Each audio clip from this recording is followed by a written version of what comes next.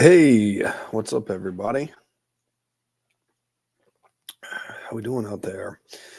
Yes, I have emerged from my hibernation, my winter hibernation. Um, yeah, here for episode 43 of Into the Minefield. Nice to be back. It's cold, which is great. I like the cold, but I also prefer to, like to hibernate in the cold. This is all. I have my laptop sitting on something. I can't get that angle right. Oh well, make sure to give us a hearty, yeah, definitely not giving any kind of salute. Definitely not an Elon salute. Um, yeah, what's up, everybody? It's been what 3 weeks, I think, since I did one of these. So it's it is good. Let me close out these tabs.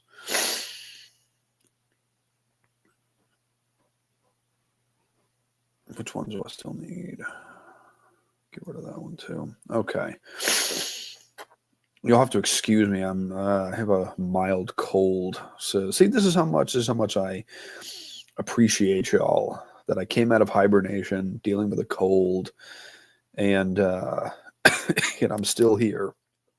I am here for y'all. What's up? Who we got in the show? We got Sabrina. What's up, Sabrina? We got Daniel. What's up, Daniel? We got who else is here? Jethro. We got some of the Panda crew here. Got Moldy. I feel like I missed somebody. Who am I missing? Jason. What's up, Jason? What's up, Clontarf? KF. Welcome, KF. Glad you're healing up well. Our transhumanist friend joins us. I don't know if y'all know this, but we have a transhumanist cyborg friend who has a cyborg elbow. And what's up, Kristen? Welcome, Kristen. DPH has Klizek on. I'll be here. Oh, nice, dude. John Klizek. He's a good dude. I mean, I don't know him. I met him summer. Was it summer before last at Rebels for Cause in Tennessee. He was a cool guy, very smart guy, very smart. Gave a really good talk. I bought his book. I have not read it yet, but I am going to. I'm still working my way through. What's the name? Aberration of the Heartland of the Real. That one's coming, y'all. I know I keep saying that. It's a very long book, and there's a lot to digest, and I have a lot going on, but we are going to do that one. And then I'm going to try to read. I can't think of the name of Klizek's book off the top of my head. Something school. Was it school? Oh, help me out. Somebody in the chat help me out. What's the name of John Klizek's book? Somebody's going to know this. I don't know. School World Order. Thank you. I knew it was something order. Thank you, Kristen. School World Order. Cool. Yeah, I'm gonna have to check that stream out. I'll listen to.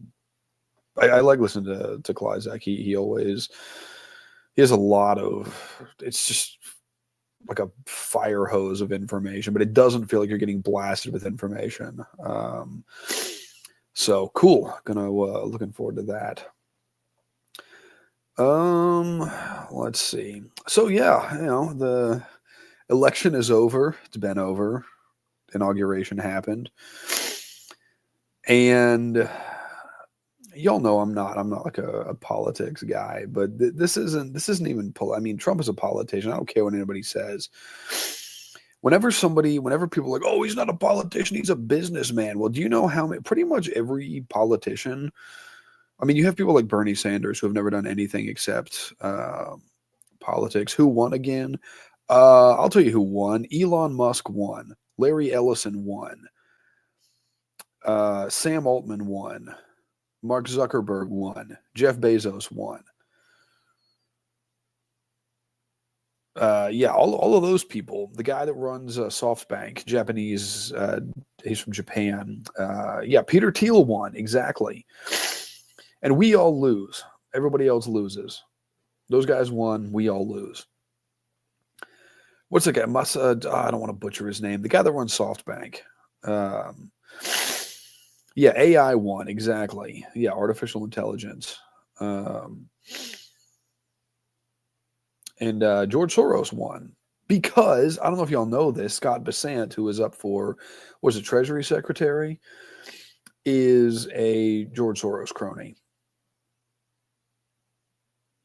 He worked for Soros for years, and then he left and did his own thing. And people are trying to sell that as like, oh, it was a split from Soros. But as Whitney Webb talked about, they didn't post the whole interview. I watched the whole interview live or listened to it live. They didn't post the whole thing. They posted in clips. But Whitney Webb was recently on the Jimmy Dore show. Russell and Keaton from Due Dissidents were guest hosting for Jimmy, and they interviewed Whitney Webb, and it was a really good interview. And one of the things she talked about in there was Scott Bessent and how I guess the fund that he started.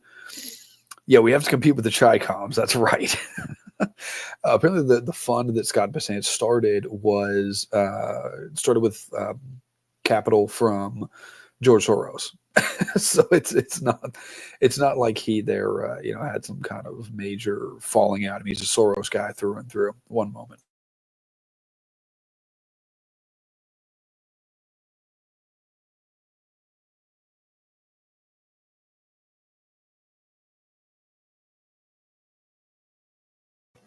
Okay. Yeah, Jason says if we don't enslave humanity, someone else will.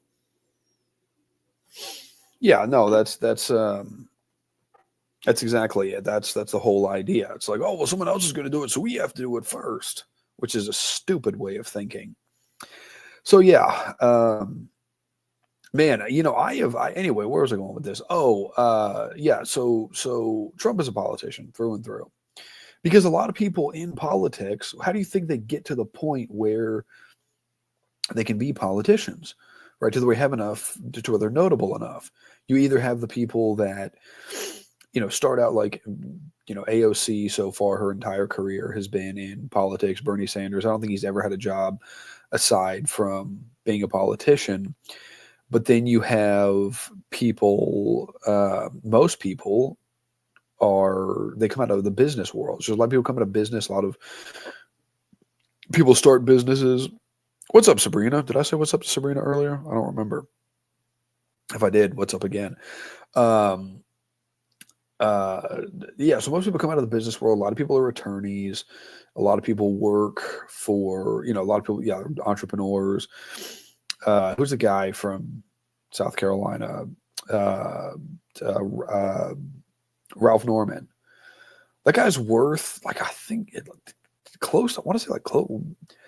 He has some huge. I think it was like a construction business or something, and his net worth is crazy. It's like, so according to Open Secrets, Ralph Norman's.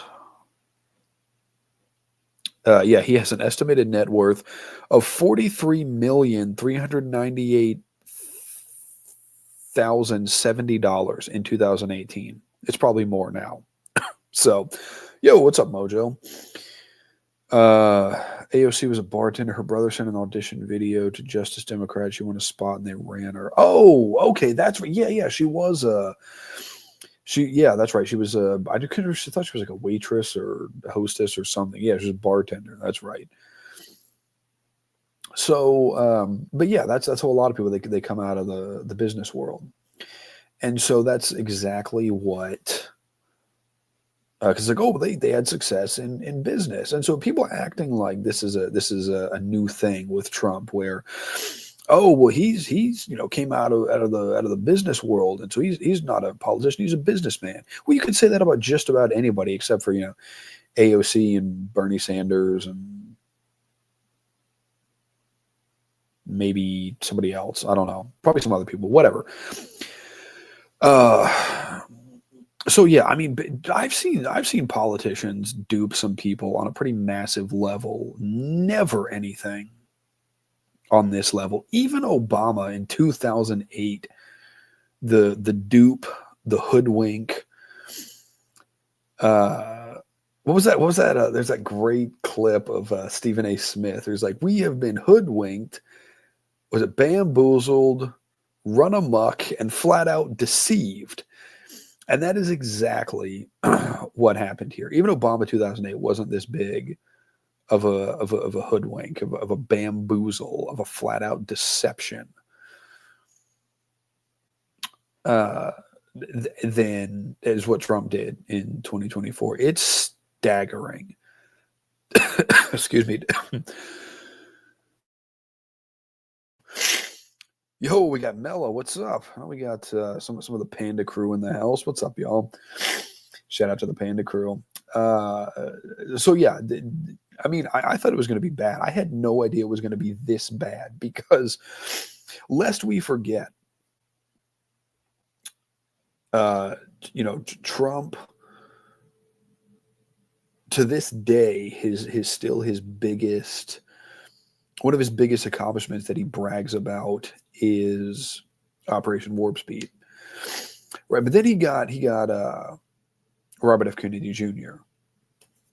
in, and that was the most cynical. Maybe cynical is not the right word. That may not be the right word there, but he got RFK Jr. in, and that was just simply, he was just using him to bring over people from, these various, like, maybe undecided voters, Democrats, maybe more kind of centrist Democrats, independents, these kinds of things, people who still have some kind of regard for the Kennedy name and legacy, and then a lot of the health and health and wellness and all of that kind of crowd, which a lot of those people, interestingly enough, have come over to the Trump side of things, which is very interesting to see, because I saw some of that in Trump's,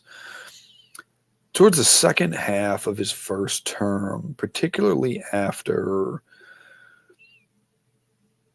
the 2020 election. There were a lot of those kind of people who were in the sort of health and wellness and sometimes kind of overlaps with conspiracies and people doing like geopolitical analysis, this kind of stuff.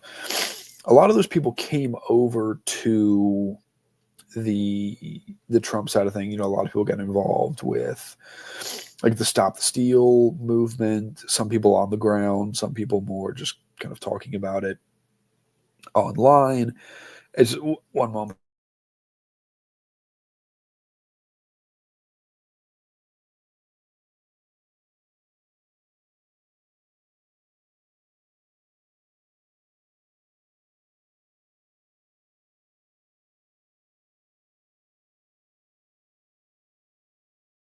Okay, I told y'all I had a cold, so bear with me here. Of course, my symptoms weren't that bad until I go to start the live stream, and then they get fired up. Yeah, anyone else remember Eisenhower warning when a scientific elite? It was all around Trump during the swearing in. Yeah, exactly. And so, yeah, a lot of those people, a lot of the kind of health and wellness. Thank you, Sabrina. A lot of those people kind of came around. Some people in the certain, with a certain anonymous figure whose first name comes between the letters P and R in the English alphabet, and then also with a certain Italian or an Americanized Italian food gate involving a certain restaurant in Washington, D.C. So yeah, there was some people, and then people who were, basically like staunch leftists, 2015, 2016. I now see, some people in that kind of, like I said, health, wellness, nutrition, that kind of thing, are now like full on Trump supporters. Now, some of that I think is no, there might be little grifting going on, but some of the people I think are genuine and they're serious with it. So but I think that bringing in RFK Jr. was a way to kind of pull those people in. Now, I've talked about RFK Jr. on this show before. I think the guy's a weirdo. I think he's very strange. He's exhibited very bizarre behavior, but I mean, I think some of the work, that he was doing with Children's Health Defense something? Is that what it's called? Something like that. So, some of the work with, with people like him and in that space, people like him, Del Bigtree, right? Some of those people, I think the work that they were doing is really good. And I think that Steve, from AM Wake Up and Slow News Day, I think his theory about, even before RFK had even, I think it was before he even announced he was running, that, RFK Jr. would be, would be more, could be more useful as a private citizen than in the White House. I think that may actually turn out to be true. Yeah, he exactly. He is Second Amendment. He is he's anti Second Amendment. Yes, Jason, I am working. I know I've been saying that for basically as long as I've had this channel, getting a PayPal. It's a whole ordeal to do that, but I'm going to try to do. I know. I'll work on it. I appreciate the desire to support. Thank you. I'm going to work on getting all that still with just the Cash App now. So yeah, exactly. RFK Jr. is anti-Second Amendment. He is, as I've talked about before, he was in favor of abortion up until the moment of birth, until a few months ago, and then now supposedly he was educated as to why that's a bad position to hold. I was like, really? Okay, yeah. The devout Roman Catholic who's like, nah, yeah, abortion up until the moment of birth is totally. Oh man, somebody's gonna clip that out. I didn't finish it though, so yeah, can't contribute through YouTube. I am not monetized. I think you have to have 1,000 subscribers to even apply for monetization. We have 306, which is great. Thank you all so much. I never even thought I'd get 30, so to have 300, I was kind of like, oh man, we're getting kind of big, relative to what I was, looking, but whatever, it's fine. Thank you, everybody. I appreciate appreciate every subscription. So anyway, I keep distracting myself. Dr. Crispy's not here to tell me to stop reading the chat. But yeah, and so yeah, you see all these people who have now kind of glommed on to the maybe not even the Trump movement, but I mean, when you have people who still will tell you that they are liberals, that they're on the left or whatever, who then come over and like glom onto the Trump thing. People like Rob Schneider, people like RFK Jr., people like Tulsi Gabbard. And look, I'm not hating on any of these people. That's not the issue. I mean, I think Rob Schneider's funny. So yeah, and he's not a politician. I mean, he's just an actor and a comedian. So yeah, no disrespect there. And I mean, Tulsi Gabbard, it was a huge deal that she is she joined the Republican Party. And it's like, okay, well, yeah, that's great. Now that she's out of politics. And look, not that I even care. I mean, I think the Republican Party sucks. I think it's a terrible party. It's awful. It's just funny. It's like, oh, then you get out of politics, then you make it a big deal that, oh, yep, okay, well now she's a Republican. Cool. Great.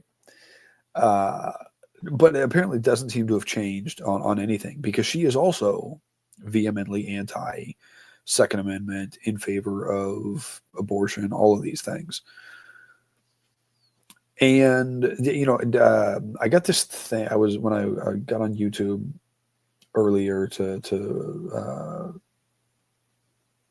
I did make some edits to the back end of the live stream, and there were the first thing that showed up when I went to YouTube was apparently Tucker Carlson just did an interview with Eric Adams, who's the mayor from New York City, who also apparently has left the Democrat Party. And it was just the community post with a link to the video. It wasn't actually the video itself. It just came up in my feed, and it was. I thought, because I saw there were a bunch of comments, I was like, I wonder what people have to say about this. And the comments were not in support at all. People were like, this guy sucks, don't trust him. He's trying to save his own skin. He's trying to get off a sinking ship. All of this. There was one of the top comments. I took a screenshot of it so I could remember it. I thought this was very interesting. Yeah, someone said, self-preservation, not buying it. Do not trust him. He's only kissing ass to save his own skin. But there was one comment that said, we don't want him. Conservatives can't embrace every liberal reject. And I thought, man, that's interesting, because that's kind of, what's happening is they'll take anybody. It's like anybody who says, well, I'm still an avowed leftist, but the left has just gone a little too crazy for me. Then they're like, cool. Do you want to go to a speaking tour on college campuses and argue with, 19-year-olds that don't know anything alongside Charlie Kirk? You're perfect. Like, oh, well, we agree on free speech. And it's like, okay, cool. There's lots of people I agree with on one thing. That does not mean I'm going to make common cause with those people. And it's completely absurd. Just completely absurd. And so, yeah, and now, we have, where was I going with this? Oh, yeah. So excuse me. So Trump had, yeah, I mean, this is sort of, I was thinking about this earlier. I was driving home from the health food store earlier, and I was thinking about, well, what are we living under? Because I mentioned I think in the video description about the American oligarchy, but it's like, is this actually fascism? And maybe it's like a fascist oligarchy. I'm not exactly sure how that works, but it's some weird intersection of fascism and oligarchy. And so it's a pretty weird situation we're living in. Thank you, Mella. I got this. It's an Adidas jacket. I ordered it off the Adidas website maybe like a year and a half ago. I think something like that. I think I was wearing it in the first stream. No, I think I was wearing the Death of the World hoodie in the first stream I did. This might have been, yeah, I've had it for a while. So since around the time the channel started, which I think was, I don't know when I started the channel, fall 2023, I think. So I think I got it in fall 2023. But yeah, I just got it off the Adidas website. It's got the nice plaid sleeve stripes. Or is that tartan? Plaid? I don't know, whatever it is. It's a great jacket.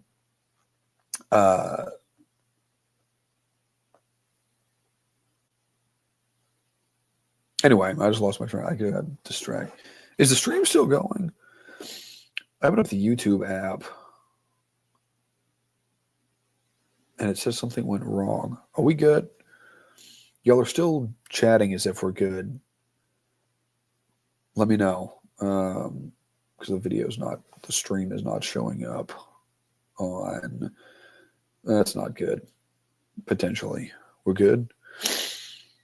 Wait, sorry for what? No, you didn't do anything, Mella. I don't know. What are you apologizing for? No, no. Okay, no, we're good. Uh,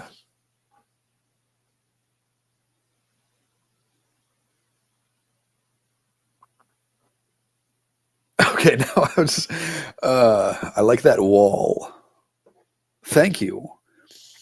Bear or Glidden? I actually don't. That's a very good question. This is probably paint from, I don't know, the dollar store or something. uh, I didn't paint this room, so I don't. Oh, for D-Red? No, that's fine. Ask as many fashion questions as you want. I'm not I'm not. I've never been accused of being fashionable, but hey, no, I appreciate the question. It's fun interacting with the chat. If y'all don't mind me getting sidetracked, I don't mind getting sidetracked. It happens all the time. I appreciate the interactions. So yeah, I mean, people were thinking that, like, oh well, with RFK Jr., oh we're gonna, we're gonna get these. People thought something was going to happen, like with the vaccine, everything that's going on with the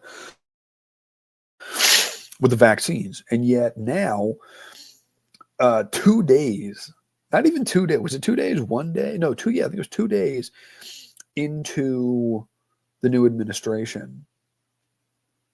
You have Trump brings up Larry Ellison. Larry Ellison, by the way, if y'all didn't hear the last stream, go listen to that, because I talked at length about Larry Ellison. Larry Ellison is the guy that runs Oracle, and Larry Ellison is the guy. I'll try not to rehash the entire stream. Everybody talked about him on the last stream, but Larry Ellison is the guy who openly said that he wants to have a total AI-run surveillance system. So he says, we are going to watch everything you do. We're going to know everything you do. We're going to. He's basically said, yeah, we're going to be a private company just spying on everybody all the time. Why does Larry Ellison want to watch what you're doing all the time? What kind of weirdo, pervert, voyeuristic, creepy kind of crap is that? Oracle used to be Sun Microsystems. I think so. Let me check that. I'm pretty sure.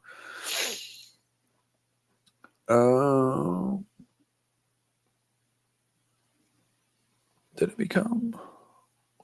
Yeah, okay, so Sun, it was acquired by Oracle. Yeah, so Oracle bought Sun Microsystems.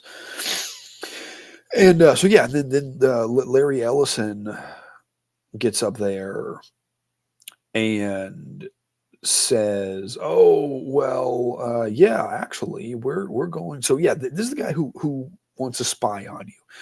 This is the weird voyeur guy who wants to watch everything you're doing. And well, again, I said this in the last stream. I don't want to. No, don't apologize. No problem. I'm fine with the derailments. I think it makes things interesting. This is the guy who, yeah, he said we're going to watch the. I was like, well, why does he just why does he just decide that he gets to do this? I didn't vote for Larry Ellison. I didn't vote for Oracle. And look, I mean, voting, whatever. I just you'll get what I mean. No one came together and was like, yeah, let's let Larry Ellison just set up an AI smart grid surveillance system where they watch everything we do. Like, why did, and this is why I've said I am in favor, and I know capitalists, there's nothing a capitalist hates more than regulation. But this is why I believe in heavily regulated capitalism, because I think companies like Oracle should be regulated out of business. Okay. Because and I mean, and they don't just get, we shouldn't just let these people with a bunch of money decide, oh yeah, we're just going to do this. There should be somebody there to stop them. And yes, okay, we have the NSA, and they're tracking everything Americans do, and people all over the world. Sure, fine, whatever. It's not great, but yeah, I don't know. I don't want to belabor the point. If that doesn't infuriate you, then this guy just says we're going to watch everything you do. He's going to be the creepy guy peeping through your windows, wanting to know what you're doing. Then check your pulse. Like if you're not infuriated by that, check your pulse, because you might be dead. It's maddening. And so yeah, so then Larry Ellison gets up there and it's like, oh yeah, well we're gonna be developing, we're gonna use AI to develop, map your genome or whatever he said. I think it was something to that effect, and then make in 48 hours, we can make a vaccine for you that is going to keep you from getting cancer.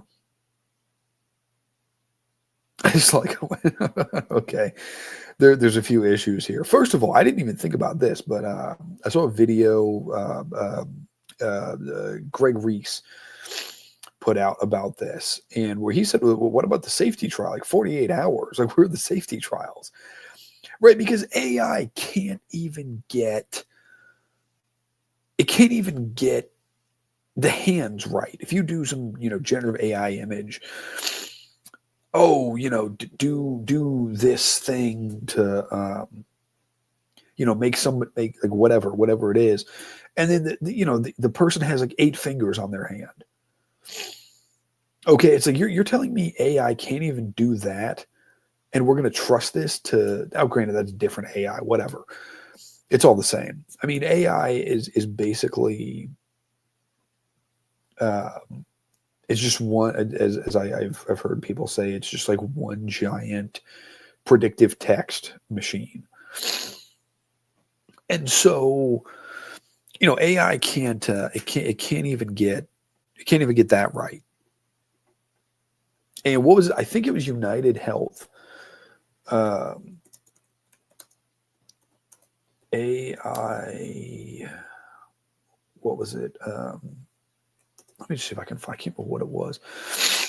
Yeah, okay, so this is from CBS News. I think I talked about this because the link is blue, so or purple, so I'm pretty sure I talked about this one already.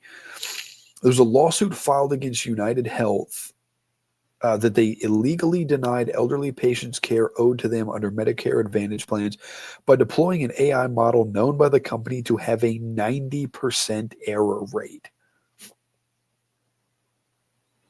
Yes, exactly. Excellent point. AI is just glorified Siri. It's dumb. Exactly. Yeah, 100%.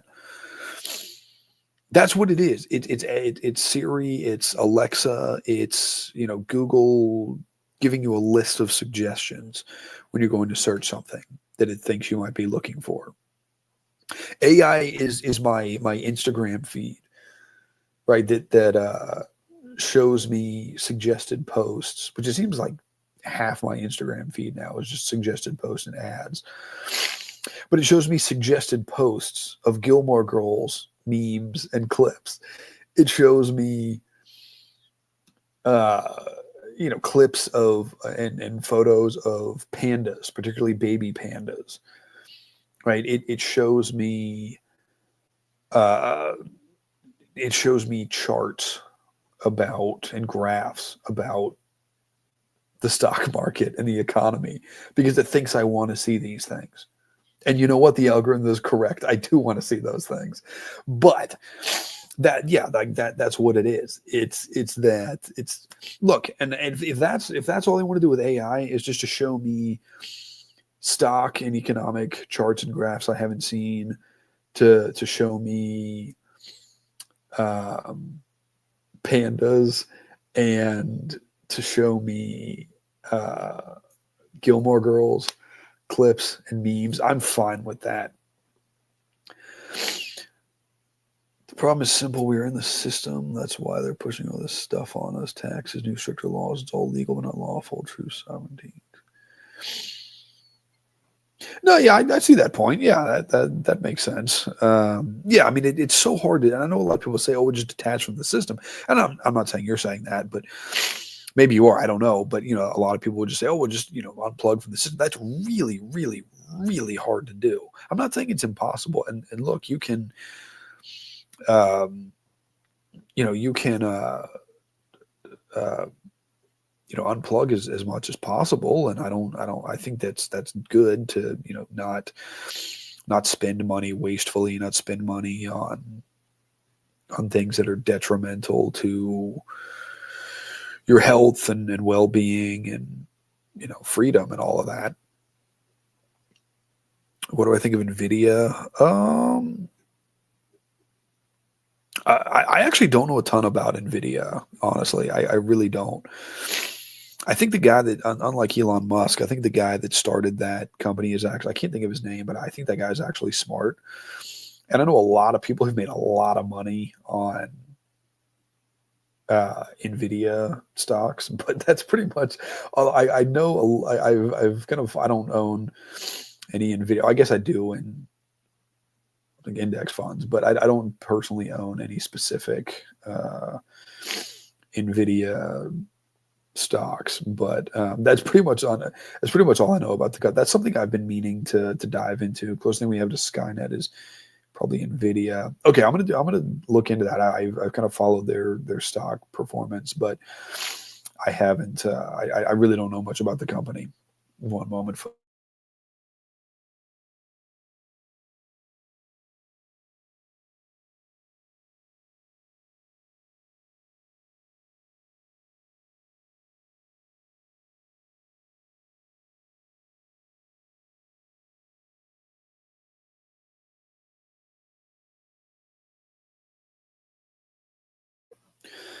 Okay, yeah. So speaking of Peter Thiel, because I'm kind of all over the place, but okay, where was I going with? I think I'd pretty much talked the Larry Ellison thing.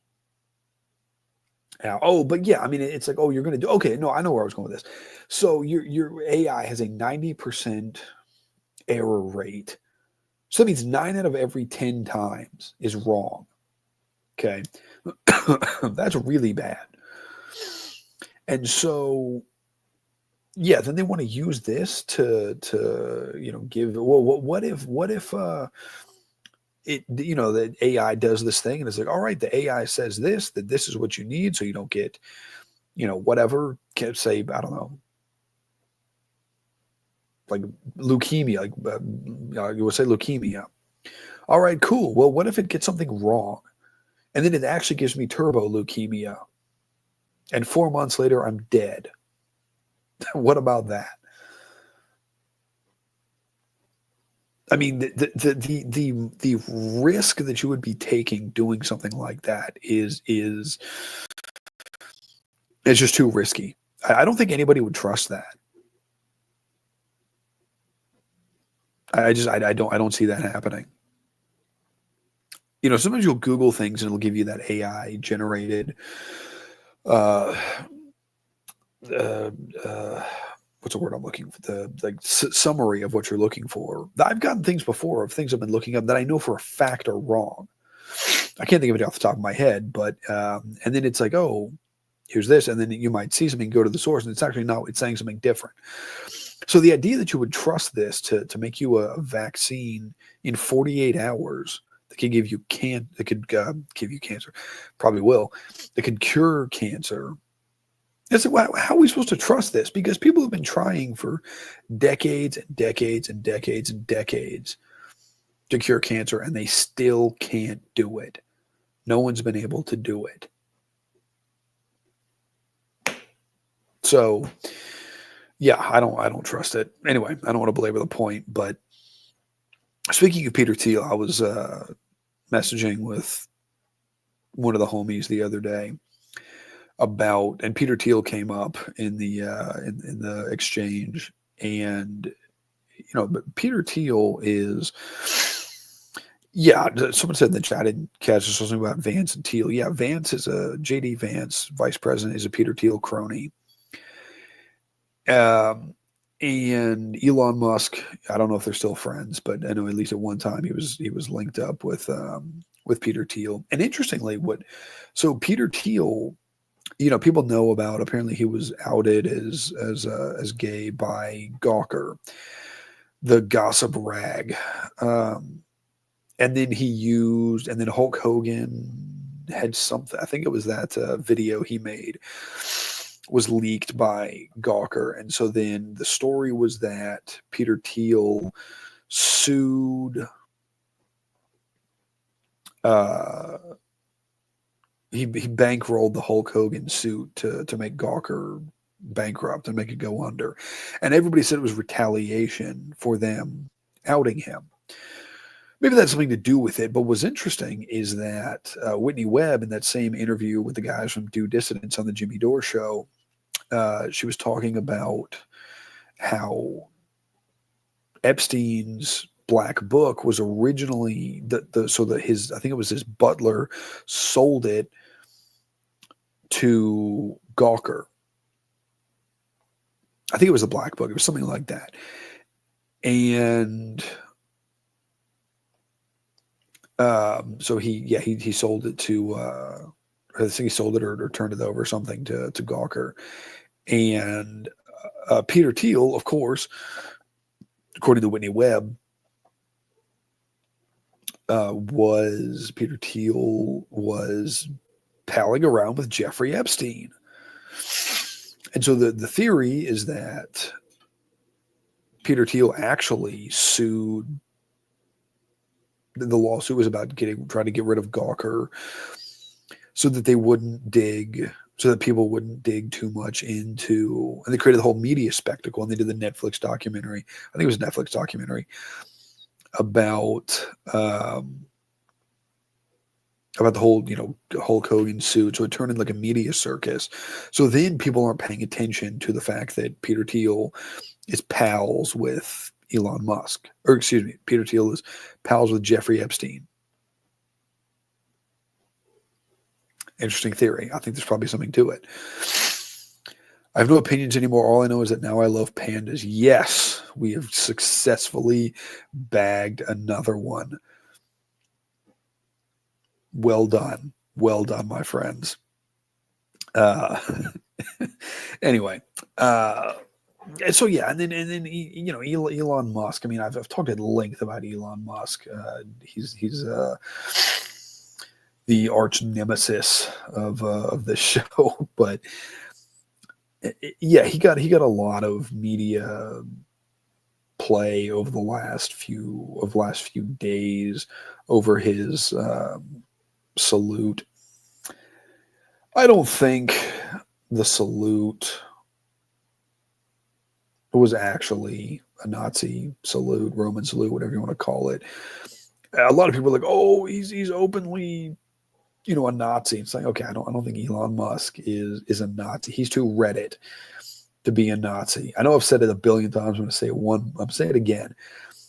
As Max Thrax said on one of the lost episodes of the Community Fitness podcast, Elon Musk really went to reddit.com and said this would make a great personality.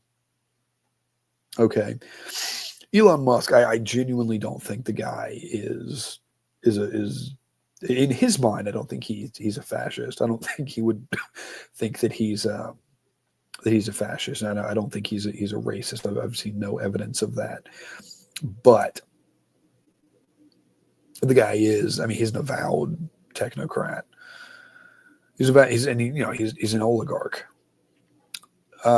So yeah, I mean, it's so weird. It's like nobody voted for this guy. And we have him like running around dancing like it's around Trump on stage. And I saw this the other day where he was like waving his arms and like running back and forth, like he was jumping up and down or something. And I thought this is like This is like a kid, a hyperactive kid who's trying to get attention because he's bored while his dad is, talking to somebody else at a social function. It's just like, this is just, he's just like oh, look at me, look at me, look at me. So it's the kid who, wants everybody to watch him while he jumps, 2 inches in the air, and everybody's supposed to clap for him because he did such a great job. It's pathetic. It's like, this is the guy that's worth almost $500 million, and this is how he behaves. This is horribly pathetic. But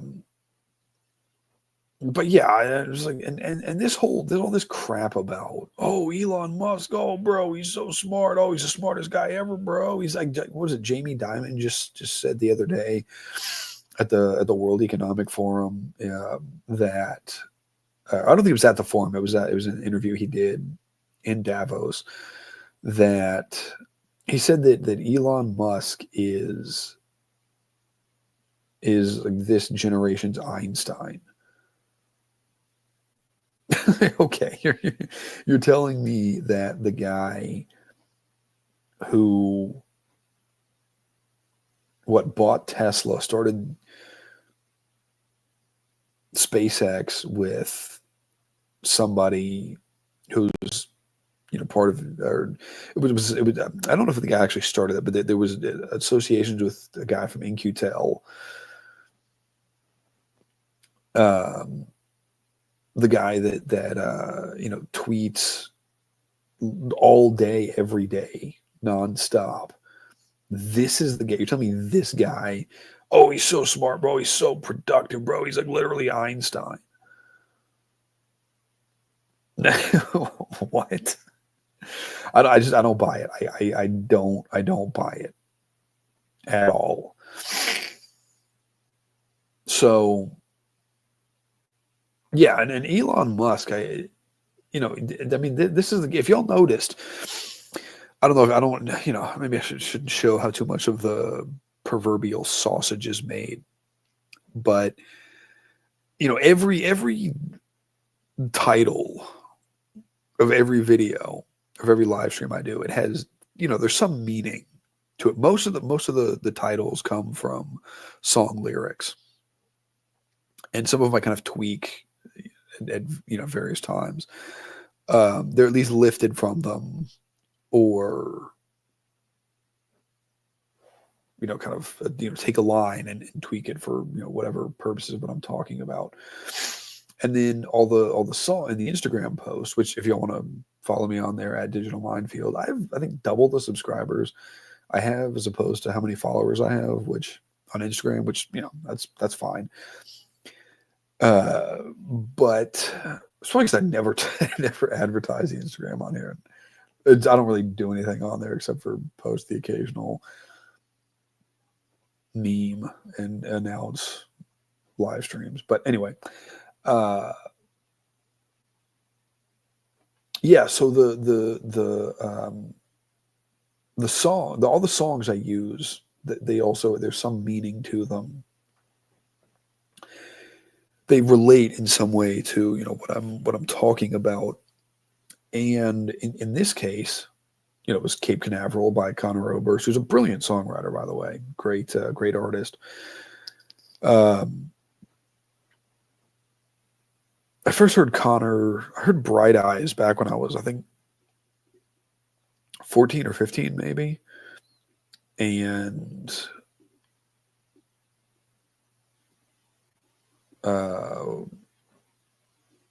what was the first song? I can't think of the title of the first song I heard, but I liked it. I was like, oh, this is pretty good. I like this.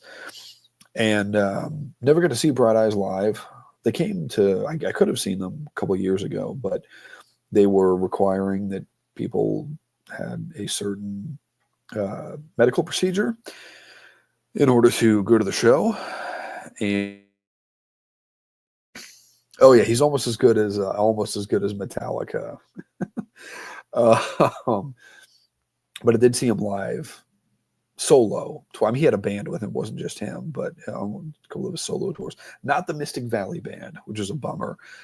I wish I could have gone to the Mystic Valley Band shows because those records are so good, especially Outer South. When Outer South came out in 2009, me and most of my friends were just like, this is the greatest record ever made. And it's up there. It is definitely one of the best ever made. But anyway, so the song Cape Canaveral is, when I first heard that one, he's sort of painting this picture with words, and in that first I guess pre-chorus. I'm trying to think of how the song breaks. I think it would be like a pre-chorus or second verb. I don't know, whatever. It's basically what the song starts in the Instagram post. Is the line where he says, and watch the migrant smoke in the old orange groves and the red rocket blaze over Cape Canaveral. And at first I thought, oh man, that's, it's just really beautiful kind of mental imagery. And then I started to think about, well, what does that line mean? And just because I have a tendency to analyze, all media. And so the line in there being, it's this sort of maybe juxtaposition is not the right word, but it's taking these, poor migrant farm workers, painting this image of them kind of, having a smoke while taking a break or whatever in the sort of in the shadows of the Cape Canaveral NASA Center. And then I thought about that. I was like, that's interesting because, you have these people who are, these impoverished migrant farm workers. And then you have these, who knows how many billions of dollars have been dumped into NASA for what, going to the moon, like going to outer space. Wow. Great. Yeah. That's a great thing to spend billions and billions of dollars on. And then now, we have Elon Musk, who SpaceX has basically replaced NASA. Who's now, worth $400 billion, and most people can barely pay their bills. So, oh gosh, I think I'm losing my voice.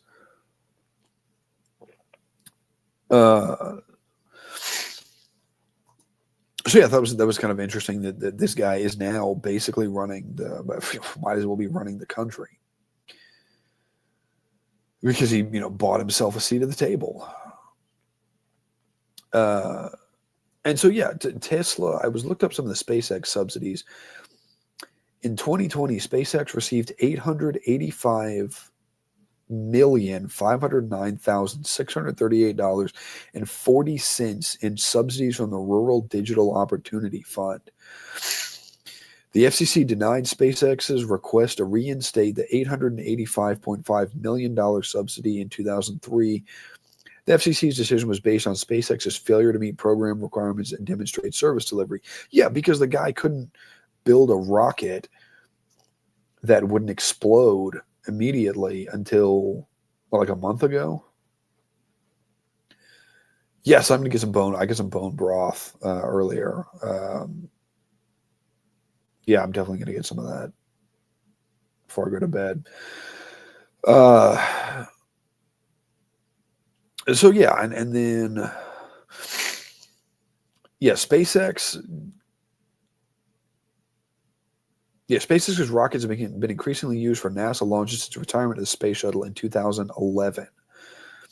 According to this USA Today article, the tech billionaire's aerospace company has benefited from nearly $19.8 billion in federal contracts since 2008. A majority of that money went to NASA, and $5.32 billion went to the Defense Department to pay for SpaceX rocket launches and satellites. Fiscal year 2024 was the largest on record for SpaceX, aided by at least $3.8 billion in U.S. government contracts. So if I understand this process correctly, they're basically taking your tax dollars and giving them to Elon Musk. That's how this works. Because the guy, he's so smart, bro. He just can't stop making money. Yeah, he can't stop making money because he's subsidized by our tax dollars. Okay, this guy would have no business if it weren't for us. He's basically on welfare. He's basically the world's biggest welfare recipient. And look, this is coming from somebody who was like loved outer space. Maybe not loved, that's not the right word. I was obsessed. Maybe not obsessed, that's kind of a strong word. I was fascinated with outer space when I was a kid. I would have done almost anything to have been able to go to space camp. I would read books about outer space. I was really into it. Now, look, a lot of the space travel, that comes from actual real life Nazis and a guy who was a totally deranged satanic pervert. All right. Jack Parsons, Jet Propulsion Laboratory. Y'all know what I'm talking about. So yeah, Jack Parsons, who was a guy trying to open up, he was like opening it, depending on, if you believe who you believe, very well may have opened up a portal.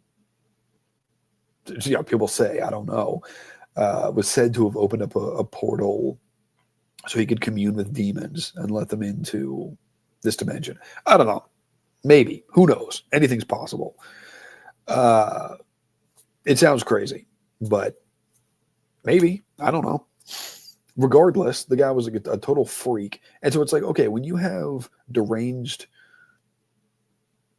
like satanic sex perverts and literal Nazis being the people trying to, being the people who are kind of most responsible for space travel, no thanks. I think I'll pass on that. No good. And look, with all the problems we have here, and on Earth, and they want to spend almost $20 billion on a guy whose rockets immediately explode upon launch. That's the guy. Like that's what we're choosing to spend in less than 25. So what is that? Hang on, 23 years. Is that right? Am I doing my math right?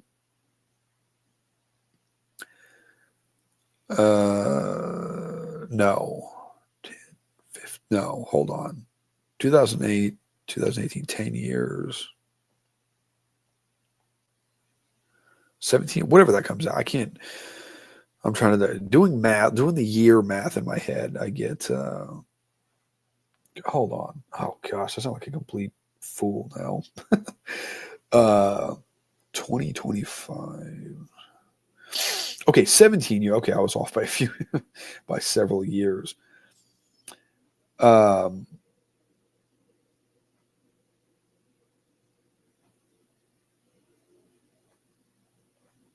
sorry. One moment, folks.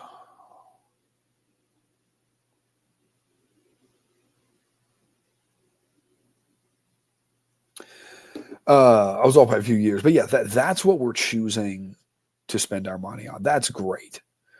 It's not like our country is falling apart. It's not like,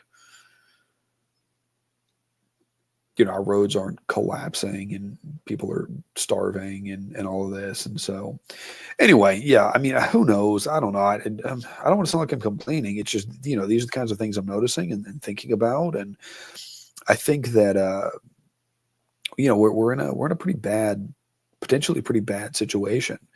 And then, there was the whole thing. A lot of people get excited about this ICE raid in Boston. And look, I have no problem with, violent criminals who shouldn't be, who came to the country illegally. I have no problem with those people being removed from the country. No, fine, whatever. I don't care.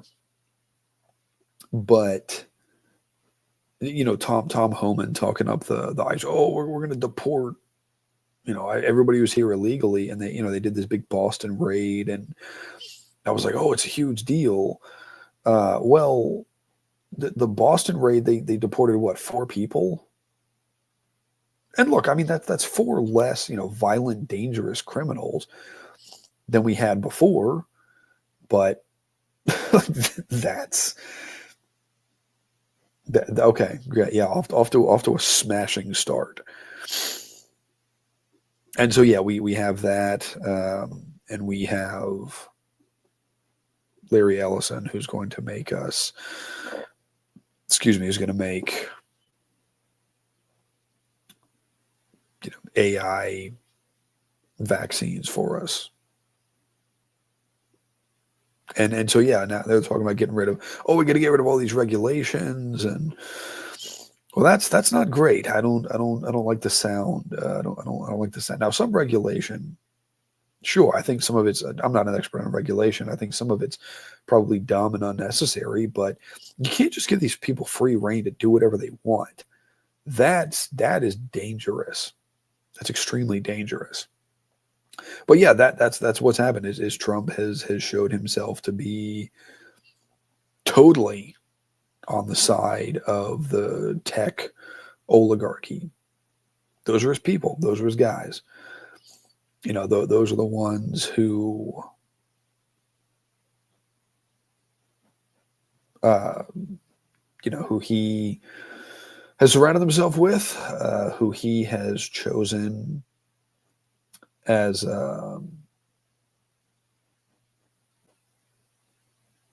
are the people he is chosen to, who I guess are going to run things, and they're going to get whatever they want, and we are going to continue getting screwed. So anyway, on that note, we do have a caller. We have former Minnesota Governor Jesse Ventura join. It's been a while since we've had former Minnesota Governor Jesse. I just watched Demolition Man again the other night, and I was watching it with one of my siblings, and I just kind of remarked, I was like, I can't believe that guy was governor of Minnesota. They're like, what? Who? I was like, that guy, the guy with the shaved head. I was like, yeah, that guy was governor of Minnesota. So yes, we were joined by Minnesota Governor Jesse Ventura. Welcome to the show. Patriots are in control. Stay frosty. We're going to see the tunnels. We're in control now. I'm going to plant my flag on Mars, the Keck flag, and we're going to show me them damn aliens. Hey, man, what's up? Chilling. How's it going? Is that a new? You got a new Unsolved Mysteries hoodie? It's a colorful one. This is what I'm wearing to the great unveiling.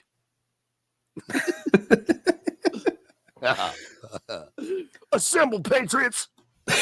Yeah. Patriots are in control. Yeah, man. Heard you going on about Jark? About what's his name? Jack Parsons. Misa matsa bootsa boo boo. Jar Jar Parsons. Jar Jar Parsons. Jar Jar Sons of Anarchy. There you go. And, I'd watch that. Man, there's so much happening, dude. I'm exhausted, and it's hard to keep up. Like, I just, this is one of those times. There's so much happening. ICE raids are happening in Boston, right? And what else? ICE is in Boston. I don't know. I don't know about you, Maddie. Maybe you addressed this, but it's like, look, we're already an empire, so why not just go full? Let's just go full parsec through the galaxy, and let's just take Greenland and Panama and all this bullshit, right? And put Emperor Clarence Thomas in charge of the Outlands, right? Feed the journalists to the space wolves, and we need galactic suzerain baron right, to handle some shit. He already looks like he's on a coin. No, but we're yeah, there's a lot happening. I was totally glued to the entire inauguration. I just watched the whole thing start to finish. It's just it's there's just a lot happening. So today, though, the Oscar nominations came out today. That's that's what I'm concerned with. That's my thing. That's way more So important than anything else yeah, that's happened, because this is actually interesting. And I think that I'm interested to see what the I know that the Oscars introduced their new rules about representation in movie making, so I'm interested to see. I didn't even know the nominations had come out, so I'm interested to hear what what's up for the awards, and if you have any because I know you said you wanted to talk about the Oscar nominations. So do you have any predictions? Yeah. Well, I mean, it's talk about Oscar nominations, and then of course there've been a few Hollywood casualties recently. Of course, David Lynch, and I'm gonna leave that for a different time in case people want to see a full David. I'll do I'll do Lost Highway and Blue Velvet if you guys want to see it. And would be glad to have you hop on for that, Maddie. That's a whole different thing. But he died, and then of course the what's her name? Who went to my school? The older lady who was in Enchanted April, and she was in Dennis the Menace. Joan Plowright also passed away. She was 95. I did a member stream on that recently, and there've been a few others. I mean, these people are getting up there. Gene Hackman's still around. Michael Caine is still around, but they're like 95. I think they're both like 95 years old. They're in their 90s. Clint Eastwood is, in his 90s. So there's going to be a big vacuum effect with, some of these older Hollywood people. But of course, Joan Plowright was one of the old Hollywood people. I mean, she was married to Laurence Olivier, who founded my drama school. Last golden age people left, wasn't she? Yeah, she was great, and she was wonderful. I was saying on the stream that I never met her, but she was on they have when you go into the school, there's a board with a bunch of people's faces on it, and she was like in the center. She just happened to be in the center of the board, and like I didn't know who she was when I went to school, and you went in and out like a million times a day of this one door. I can still feel the door closing and opening. It had a weight to it, but like you go in, and her picture was right there. I looked at her picture like a million times a day for 2 years, and then there she is, and she passed away. So it was, she was married to Olivier, and was married to him for like 40 years. He passed away in the 80s, and he had founded the school. So she was around for a long time. One of the coolest things is that she had an Oscar nomination for Enchanted April for Best Supporting Actress, and she retired to this home for retired actors outside of London, and it's pretty cool. It's like funded by Sean Connery funded it for a while. Michael Caine, they made big contributions to it. She was a baroness, and so that's pretty cool. I think that's neat. But speaking of the Oscars, though, yeah, the nominations came out, and they, like you said, they changed their rules and everything. They changed their rules for the number of Best Picture nominations. Also, years ago they added 5 to it, so it's 10 films are up for the category. But I think they probably regret doing that now, because there's just nothing. There's just nothing being made. I mean, there's still stuff being made, but the quality is just not there, and we know that would happen as a result of shutting down in 2020 and all that stuff. Mm-hmm. I was talking to one of my oldest friends, Elizabeth, and because I asked her about The Box, which is Richard Kelly's one of his follow-ups to Donnie Darko, and he doesn't really make movies anymore.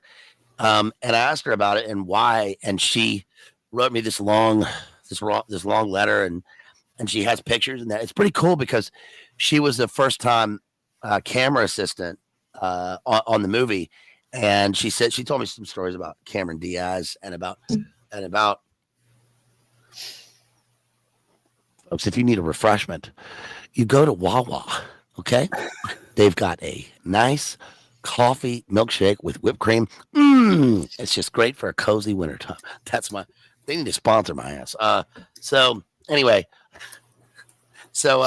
she Cameron Diaz was really sweet to her on the set. I like Cameron Diaz because I'm kind of wandering here, but Cameron Diaz kind of left Hollywood, and I was talking about it recently. And then I saw an article pop up, and it says, was she left to raise her kids? I mean, that's very rare. Matt Damon at one time was thinking about buying a house in Mississippi to move to raise kids, somewhere out of the way. I don't think he did, but I liked her, and she said that my friend said that Cameron Diaz flew a coffee guy out from LA every week to Boston to film it. And this guy's job basically was he brought his coffee cart and he served coffee gratis, for 2 hours in the morning and 2 hours in the afternoon. And then the rest of the time he could do whatever he wanted. And she paid him to be there. And it was all just for the crew. And like she said, I mean, that's very cool. That's just a thing I guess people do on a set. But she said Frank Langella was like, he was so funny and like menacing, funny in a menacing way. But anyway, she told me about, I just wanted to get this in. She told me about Richard Kelly, who's from he's from here. He's basically from Richmond. He's from Midlothian. And when I rewatched The Box, if anybody's seen that movie, The Box, I had not noticed that how much of a prequel it is to Donnie Darko. And if you read Jay's essay, I mean, Jay's essay on his website really is probably the absolute best breakdown of what The Box is about. It's about the NSA, and it's a big psyop. You can tell when you're watching it that it's some sort of, human simulation that they're going through. Kind of like in Black Mirror, in the Black Mirror movie, where they have this sort of the same thing, but it's not great. And I think part of that is the aesthetic of the movie, because it's 70s, and it's off-putting right away. But the important thing is that all the movie is about Richmond, and she verified that, because when they filmed the scene there's a scene at a country club, and she said that Richard Kelly, was talking to her, and that she said, "Oh, this is just like the country club of Virginia." And he said, "Yes, exactly. You're the only other person here that knows that on the set. So can you help me to dress it up and make it look like the actual country clubs?" Because when you watch it, you can tell. And there are exterior shots of Richmond. And then this is cool, they got access to Langley Air Force Base when they filmed it. Wow. They never let anyone in there, and they let him film it there because Richard Kelly's dad worked for them on the Mars rover, which is partly what the film is about. So what's his face in the movie is playing a kind of version of his own dad. But my friend got to go and film there, and film inside, and I guess they granted her clearance because she was like 21 when she was on the set. She's just some assistant, or whatever. She didn't know about it, whatever. And anyway, that was just really interesting to me, that they did that. And she basically said that the problem, and this speaks to the Academy Award nominations, that the problem is that he was so successful with Donnie Darko, and it wasn't really that successful of a movie when it came out in the cinema, because Big Nine happened, and the movie, and Donnie Darko has the airplane part to it, and so it kind of killed the movie. But then it did so well on DVD sales and all this stuff, and that was Jake Gyllenhaal's breakthrough role. He had done the movie where he plays a rocket scientist, speaking of Jack Parsons, right before that, October Sky, but this was his breakthrough role. And good movie. Yeah. So but she said that he was so successful that he had too many options. He had there was too much money thrown at him. And it's interesting that is a problem, that when you have too many resources and too much to do, it kind of stifles creativity in a way for the movie. And so Also, if you watch the behind the scenes of Donnie Darko or the making of, the director of photography was he approaches Richard Kelly and he says, "Look, you're a first time movie maker, so just pretend that I'm just your assistant." And that I've never made a movie, but if you need help, I'm here and I'll help you set up the shots, because he didn't know about lighting or anything. And it turns out that director of photography was the president of the cinematographers guild or whatever in Hollywood. So he was the guy, and she basically my friend apprenticed to this guy on the set of The Box, and she said it was just very sweet guy, sweet old man, but the Oscar nominations came out today, and real quick, I'm going to interrupt. We have our homie from Southern Canada calling in. He's been in the green room, so I'm going to bring him in, and then we're gonna get into your Oscar nominations, because because like I said, I didn't even know what's up for nomination. So I'm very excited to hear this. But we're gonna welcome our Southern Canadian friend, the real John Connor. What's up? Southern Canada. Southern Canada. Southern Canada. First of all, they're soon to be our fellow countrymen. All right, is the first part of that. So it's like, and there's also there are like the most Quebecois per capita here. So it honestly is like Southern Canada.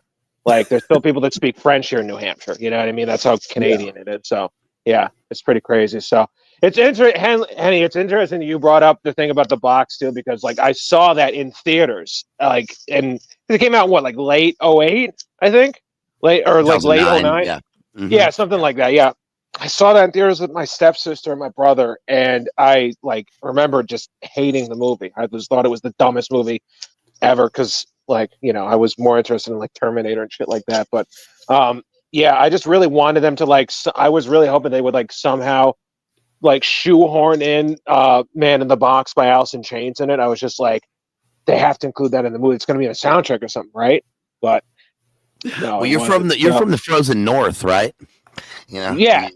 Yes.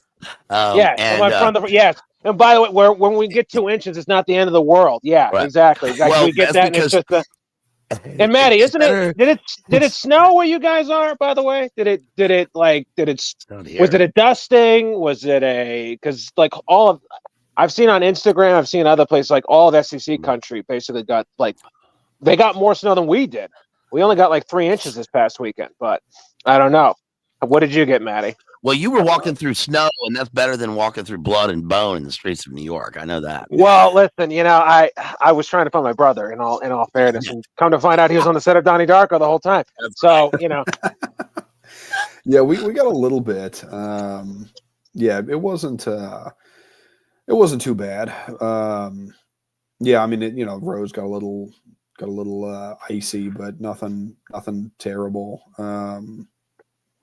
Yeah, there was some like football. I think it was like a Bleacher Report or something like that. Posted like they posted on their Instagram like different like SEC schools like football stadiums. Like LSU's stadium is completely. It looks like it's completely covered in snow, which is insane. Hotty toddy, gosh almighty, go to hell, LSU is what my sister says in Mississippi, and she lives on the Gulf of America. Okay. Yeah, that's exactly right. That's exactly right. Exactly right. It's not the Gulf. Frankly, folks, if they had paid for the wall, they could have kept the title of the Gulf, but we have to change the title now to the Gulf of America. That's what's happening. So I'm in support of that. I don't know. I mean, like I personally, I don't care what it's called. It's the same body of water, whatever. Sure, fuck it. Yeah. Exactly. Well, she got 6 inches of snow. And New Orleans was blanketed. I mean, they never get that. Yeah, like I've never even heard of. I mean, well, obviously I don't ever go down there because obviously I'm in Southern Canada, according to some people. So it's another literally it's another country. So but yeah, that is like apocalyptic weather conditions. I can. Well, she imagine. said it's colder than a vampire's demeanor. down there. So that's not what I thought you were gonna say. I thought you were gonna say, well, yeah, you had me going there for a minute. Well, I'm still a human being. I mean, come on, So just because I'm from Canada doesn't mean I don't get cold, But my mom said that that it was snowing there, and I said that's crazy, and she said, yeah. She literally said, yeah, Gil must have fired up the heart machines for this one. And I went, yeah. So they're learning. The boomers are learning. She's been on that for a long time. Oh yeah, nice. All right, Yeah. She used to fall asleep with the iPad 3 inches from her face watching Alex. Like, yeah, I'm serious. I was just saying, let's go, dude. I'd spend the night and I'd walk past and I'd hear this. Do you understand? Hopper took the guns. Stalin took the guns. Fidel took the guns. Batista took the guns. Do you even understand that? And I'd be like, Mom. Did either of y'all ever read that book, Angels Don't Play This Harp? Angels? No. I thought I had it, but I'm gonna have to order it. It's HAARP, right? That's pretty. That's creative. It's a classic from what I hear. Angels with Dirty Faces with Jimmy Cadney. I was thinking Angels in the Outfield. So let's. I've seen Angels and Demons with Tom Hanks. I've seen that. Is it like that? I don't know. I never saw that one. I didn't actually see that either. I've seen Mr. Baseball. I've seen Mr. 3000 with Bernie Mac. Yes. I knew you were going to go there. Yeah. That reminds me. I just have to say, before we get to the Oscar nominations, there was a Green Feathers made a joke in BLA's chat a long time ago. I think when he was getting close, I think he had like over 2,000 subscribers. And he said something Green like, Feathers. It's going to be like Bernie Mac and Mr. 3000 when he gets to 3,000 subscribers. Nobody believes him, and he's going to have to go back to zero and start from the beginning. And I told Jeff that I was like, I will pay you if you will Photoshop a Mr. 3000 cover with BLA as the Bernie Mac character. And I don't think he ever did it, but if Jeff, or if you're still listening, you've eclipsed 3,000 at this point, haven't you? Yeah, I'm getting up there to 4,000 now. So we have to Photoshop in when you get to 9,000. Once you get to your 9,000 part, we have to Photoshop your face over Vegeta. Like baseball movies. Yeah. R.I.P. Bob Uecker, right? Yo, for real. You want me to get you want me to get John Fogerty up here? He'll sing for you. Yeah, I'm talking about fucking John Fogerty. Do you even know who fucking John Fogerty is? Hey man, that fucker's a rock singer, a sand trap like nobody's fucking business. Oh my God. Here's a ground ball to Sosa. No, I can't do that again. No, that's too bad. That's too much for the folks at home. That's too much for the affiliates. They don't need all that. Oh my God. That was good. The affiliates are not going to be happy. Remember that? No, yeah. Ah, man, I forgot some people watch these with their kids. Well, this show, just I want to remind you, I can't control what people do, but officially, according to YouTube settings, this show is not for children. This show is officially for people Carson. 18 and older. On Carson, he said, "Don't you have he said, well, he said, what about tell him about your 9? I had a heart attack. Yeah, it feels like there's a yak on my chest." No, he said that he has Bob Uecker about his baseball charity club for kids, and he said that's right.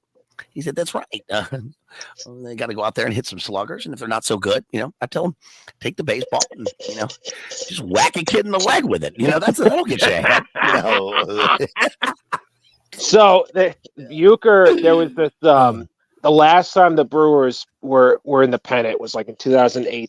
No, 2018. Right, they played the Dodgers, and they had home field advantage, and they had like a once in a lifetime team. They had like Yelich was the MVP. Their whole bullpen was like basically they had like 4 Cy Young winners in their bullpen. It was crazy. So they at one point, because Joe Buck was the announcer, Uecker comes up to call the game he does a whole inning with whoever the guy is with Joe Buck. And so he goes away, and I every now and then I'll see like if you watch like a highlight from that, you'll hear him. He has those long pauses, like Artie was talking about. Yeah, the cough button. He has that cough button where he'll just have these weird sort of pauses. Check out that mama right by the infield, huh? She's got some knockers, huh? Yeah.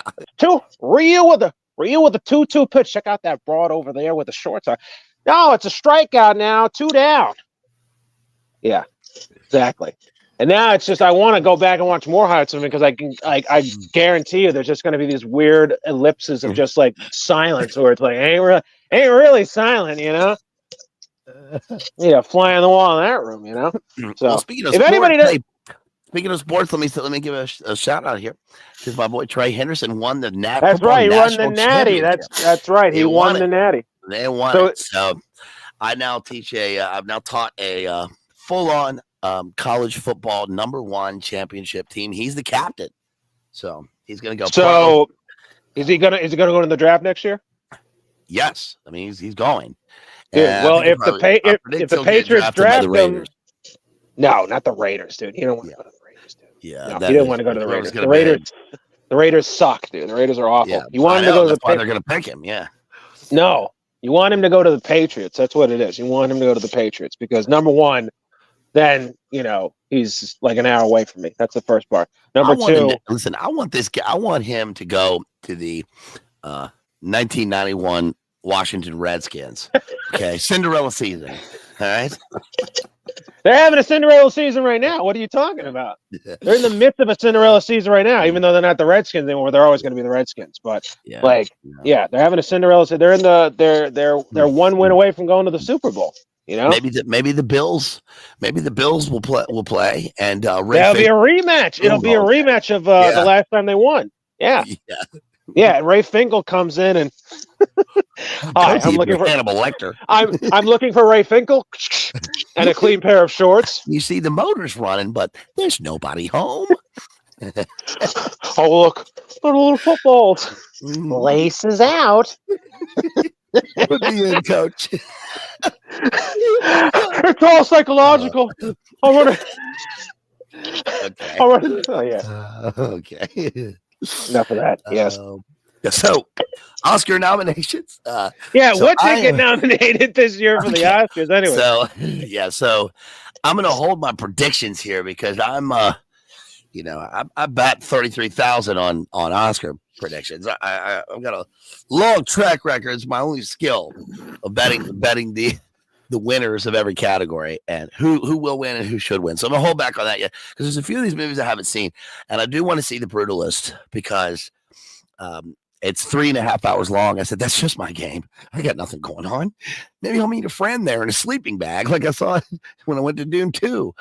There's a lady in a sleeping bag. And I went, what are these people do? They live in here? Wait a minute. So someone actually do you mean to say someone actually waited it out? Like they were like, oh, we're gonna wait for the Dune, like how people used to do it for Star Wars and stuff like that? No. There were 2 black ladies with Wawa coffee milkshakes in sleeping bags at the movie theater. And I thought, oh damn, things are getting wild here. And then when I saw the movie, I went, oh, that's why. Because it's like a 4-hour movie.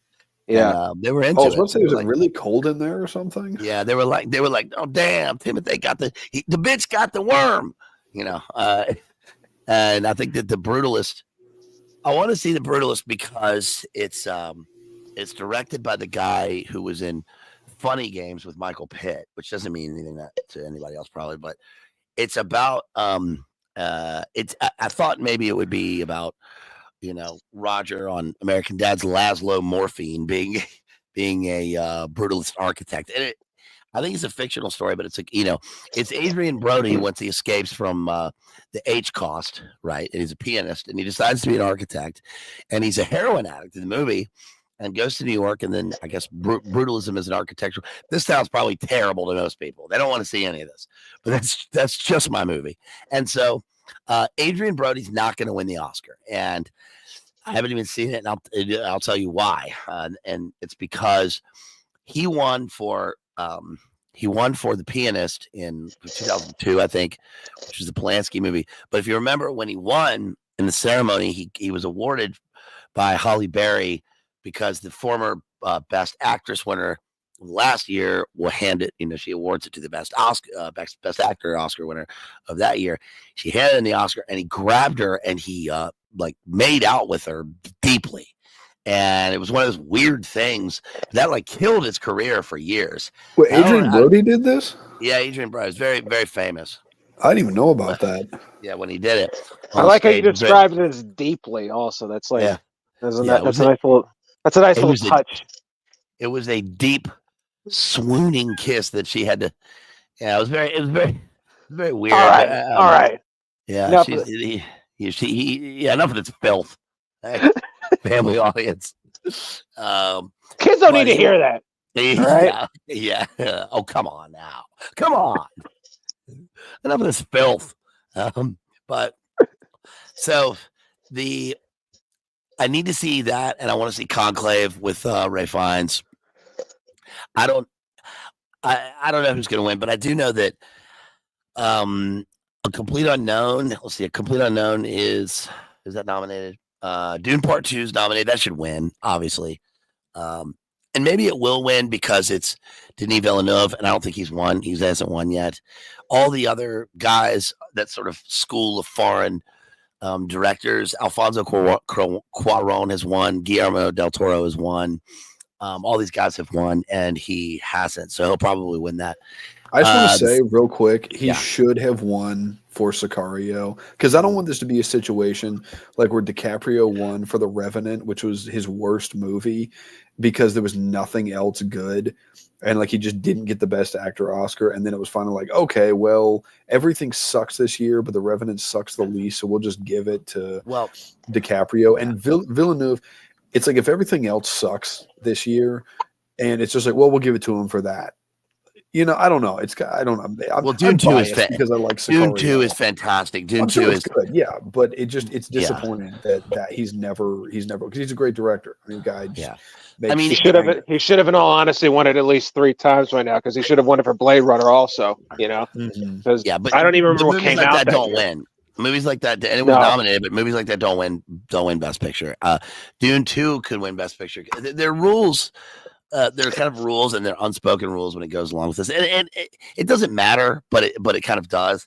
It doesn't matter in a bunch of senses. I mean, it's Hollywood awarding themselves, and who gives a shit? And it's a ritual and all this stuff. But it also doesn't matter in the sense that a lot of times the best is obviously not going to win because they're the best film, and the people who in the Academy who vote on the awards don't see the films. It's a political.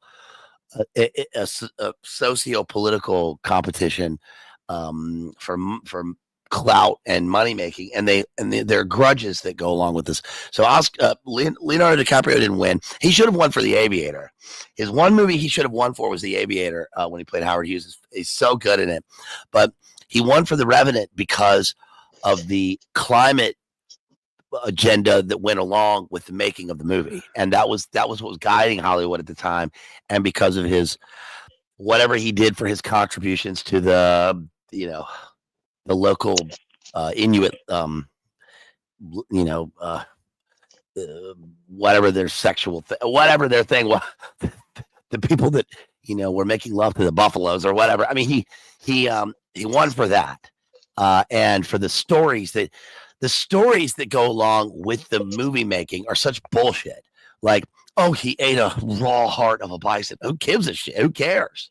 Right. I watched a whole series of things this weekend on Daniel Day-Lewis. I've gone off on this before, but Daniel Day-Lewis is a method actor, and he refused to break character, and his method. It's like the people that are saying this don't understand what method acting is, and also it's just bullshit. He doesn't do any of that stuff.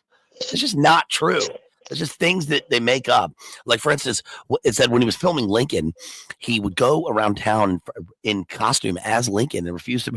Dude, he was 2 blocks from my parents when they were filming Lincoln, and he was in normal clothes. He was Daniel Day-Lewis. He's not, I'll only eat this steak if you bring it to me with an axe handle I can put on my ass. It was not Abraham Lincoln. Abraham Lincoln was a Greco-Roman wrestler. Who married a woman named Todd. I remember what Family Guy's doing. He says, Lincoln logs, how about Lee logs? That's what we need. That would be a more base thing to buy. Anyway, so I think it's much more fun to imagine though that he is just walking around, just like pretend like he's talking like Daniel Plainview at a 7-Eleven, just like I would like 7 of these packs I've of abandoned Marlboro. my soy. I've abandoned my soy. I would like your milkshake. I would like to one. drink it up. You see, that's just. You see that? Yeah, he walks in with a Joy Division shirt into a 7-Eleven down some stingy road in Arizona somewhere, and he just goes ham on them for not having the flavor of milkshake they want. It's just like, your icy machine is broken. Every day your icy machine is broken. I come in here.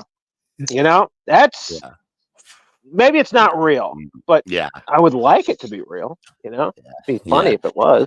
Well, the guy that should win, the only ones that I really care about this year are Jeremy Strong should win Best Supporting Actor, and the Best Supporting Actor is the indication of who's actually the great actor.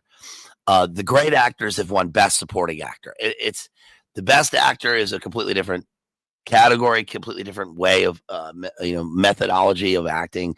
It's usually the Best Supporting Actor. You look at all the people that have won Best, just go into a list and look at their performances. Those are the great actors, and Jeremy Strong should win for The Apprentice, the Trump movie. He's so fucking good in this movie. He's so good. He plays what's the name, Roy Cohn, and he is very, very good in the movie. He really makes the movie. Sebastian Stan got nominated. He's for Best Actor, which is a surprise. Demi Moore is going to win for The Substance. She's not. Demi Moore is not a good actress, but she was given a role where, she ticks all the boxes of the things that they do. She's naked in the movie a bunch. She becomes hideous. She becomes this Elephant Man mutant character, and it's a pretty interesting. I covered that also. I think I don't know where I covered that one, but I think she'll win for that. I don't know. Some of the movies that haven't been seen enough are not. It's not enough. A Complete Unknown is. This is a strange thing with titles. If the movie is called A Complete Unknown, it leads you to realize that the people voting on it are not going to vote on it because they don't know it, because it's unknown. They see the word.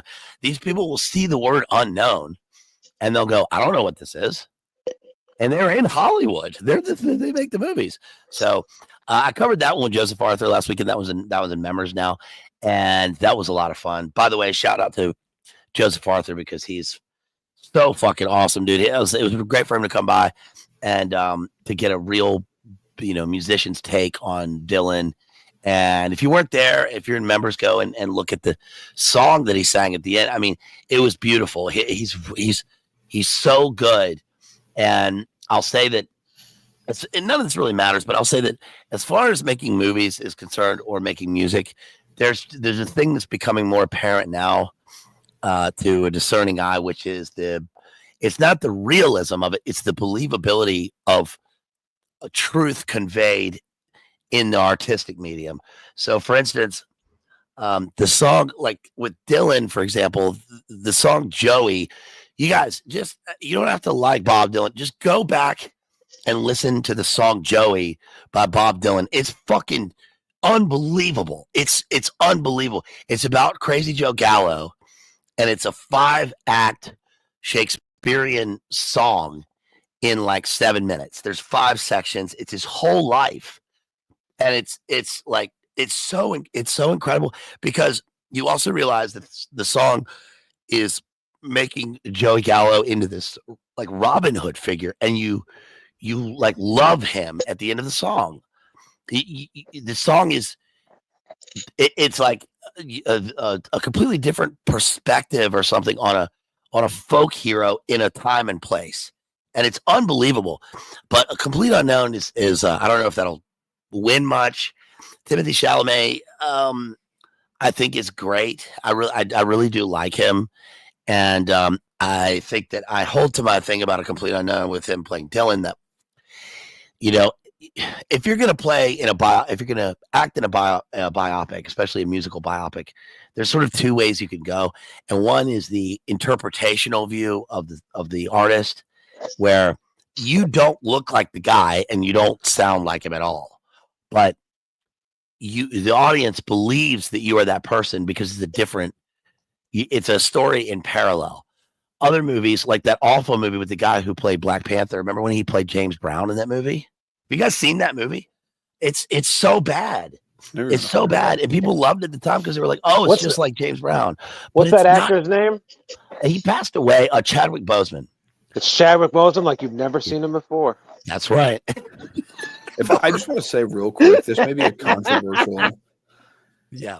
This may be a controversial opinion, but since you talk about people, the first example, again, kind of people playing characters, one performance of Bob Dylan I actually really liked was when Cate Blanchett played him in what was it? No Direction Home. I thought she actually did. I'm not there. Or I'm not there. Thank you. That's right. I'm not there. I thought she actually did I enjoyed that movie, and I thought she did out of all of the performances now, I thought hers was actually the best because like you knew you weren't watching Bob Dylan, but she sort of captured the spirit of Dylan. So yeah, I was like I was actually pretty impressed by her performance in that.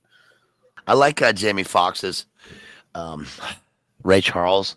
He's, that one was kind of both. It was kind of a impression of Ray Charles, but the impression went so far that I believe it, and his story was pretty captivating. I mean, I like that movie.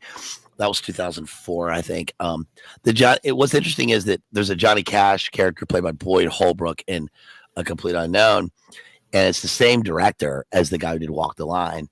2005 with James Mangold. James Mangold, yeah. And so anyway, Chalamet I think is good. And I have a question. What do you guys think of? All right, so speaking of like controversial or just like biopics of musicians. All right, and Maddie, I'm especially interested in your opinion on this. What do you think of the Gary Oldman Sid Vicious depiction? I love it. I love that movie. Yeah. I love that movie. It's fantastic. And it's pretty raw. It was 1986. And it is raw. Well, and Johnny, it's extremely well. But the other thing is too is like, well, and I think it falls into that second category you're talking about. Where it's like it's more so just like a projection of who he was rather than who he was, because like Johnny has always stated that like. That's not like him at all. Because Joe Strummer was the one who came up with the story for the movie, apparently. They didn't even consult Johnny or anybody else from the Sex Pistols about Sid. They talked to Joe Strummer about it. So they didn't even. What's important is that, Gary Oldman is a young man. Right. And Gary Mann and Dennis Mann is just some fucking guy that works at NBC. Works at Comedy Central. Yeah. Or Comedy Central, yeah. Well, also to speak to the Johnny Rotten thing, I've got his book, No Blacks, No Irish, No Dogs, and it's a great book. It's funny that some of these characters like Johnny Rotten, who are so, it's like you're hated by the establishment, and then he's like this, punk or whatever, and then he's in Pill, and they turn out to be like the most based people, right? He is, except for the meme coin that he was pushing for a while. He had like I didn't see that. He had a shit coin or something like that. He was trying to. It was like something. It's literally called shit coin. Fucking buy it. It's a fucking NFT, mate. And listen, I'm fucking done with all this money bullshit. It's all bullshit, anyways. But it's fucking called "fuck you" coin. I will say it's called bitch shit. All right. I'm not a Sex Pistols fan at all, but I actually do have a lot of respect for, which it's crazy that to even say this, because this is just something that normal people do, but knowing how a lot of people in entertainment, how terrible they are, just, are just like scummy kind of people. But whenever his wife was dying of Alzheimer's, he basically just like put his career on hold and was like, I've been married to this woman for, I don't know however long they were married. And it was like, nah, like I'm devoted to her and I'm going to, whatever it is, like do whatever she needs. And so I was like, that's the kind of thing that, like I said, no, that's just something normal people do. But to see that from somebody in entertainment, it's like, wow, okay, respect. Who is this you're talking about, by the way? John Lydon. Oh, okay. I thought you were talking about Sid Vicious for a second. I was like, He was- that's not what he did with his wife. Yeah, that's Like, absolutely not. That is not. No. Hey, mate, you want some heroin? You want to inject some heroin? Need a fucking knife. She's got injection site cancer. I can't leave her side. It reminds me of Richard Clark. I'm not going to finish the rest of that joke. But Yeah, listen, don't. John Lydon also was, everybody knows he was the guy who was exposing Savile very early, right? They were like, so tell us about the Sex Pistols. And he was like, I'll tell you about the Sex Pistols. Jimmy Savile's a fucking. That's what I'll think. And they were like, okay. But also, did you know that it's funny because John Lydon, Johnny Rotten, and the entire Sex Pistols was a synthetic band. Did you know that? They weren't a Tavistock band, but they were the punk Beatles because Malcolm McLaren, he put them together like that purposely. They were a boy band. He got Paul Cook and Steve Jones. And he got whatever the bass player's name. Sid Vicious doesn't even play on the songs. He doesn't know how to play. Yeah. Period. He literally had no idea how to play. He was a fucking scene kid. He was some punk scene kid. And that's the other thing too. Is like a bunch of other people came from that. So who's that guy's name? Billy Idol was what? So anybody who's Generation interested X, in it.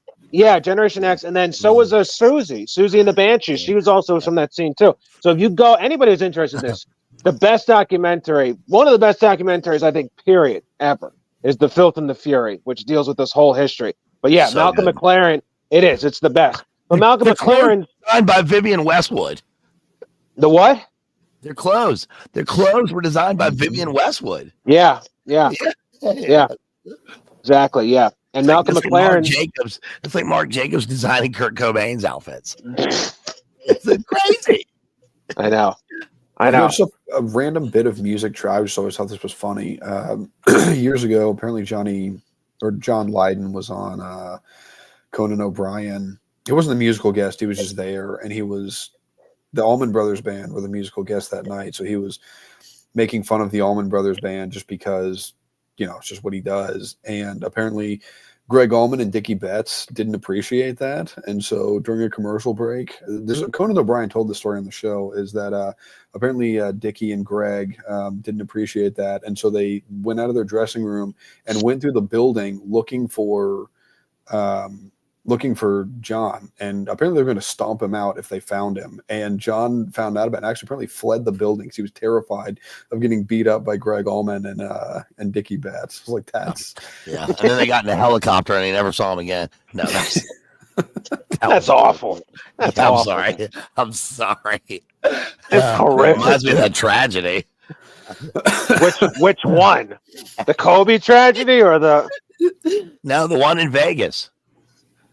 What the Harvest Festival? Wasn't that helicopters? Oh my gosh! Okay. Oh my gosh, dude! Terrible. No. What do you want? How many Red Bulls have you had tonight, dude? I'm talking about the Harvest Pumpkin Festival last year. It was a pumpkin patch. That's what I'm talking about. The pumpkin fest in Keene, New Hampshire. Is that what you're talking about? Yeah, that's it. Yeah. Yeah. They haven't had it in about 10 years, actually. So. Yeah. Oh, I was there last year. It was weird. It was just me and this guy dressed like a scarecrow. It was weird. That was me. I drank too many Moxies, and I was like, I'm just going to get on this. That way you told me. Maddie didn't want to tell anybody this, but I showed up to hang out with him in a pumpkin patch, and he said, "You've got 5 seconds to take off all your clothes and run." I've got this thing in my hand that shoots things. So that was weird that happened. I know. I was so what did it shoot? Just out of curiosity, what are we talking about? Was it love bullets? Ew, gosh, what kind of squirt gun is that, dude? Yeah. Terrible. That's terrible. How many? All right, how many? I'm obsessed with the Most Dangerous Game. It's literally my favorite book. I've studied every word of it, and I was like, you know what? Maybe we could put a fun twist on this. Yeah. You've seen Saw too many times, buddy. Yeah. I don't think Saw was up for a nomination this year, to be honest with you. So. You mean Saw 32 isn't up for nomination? I know.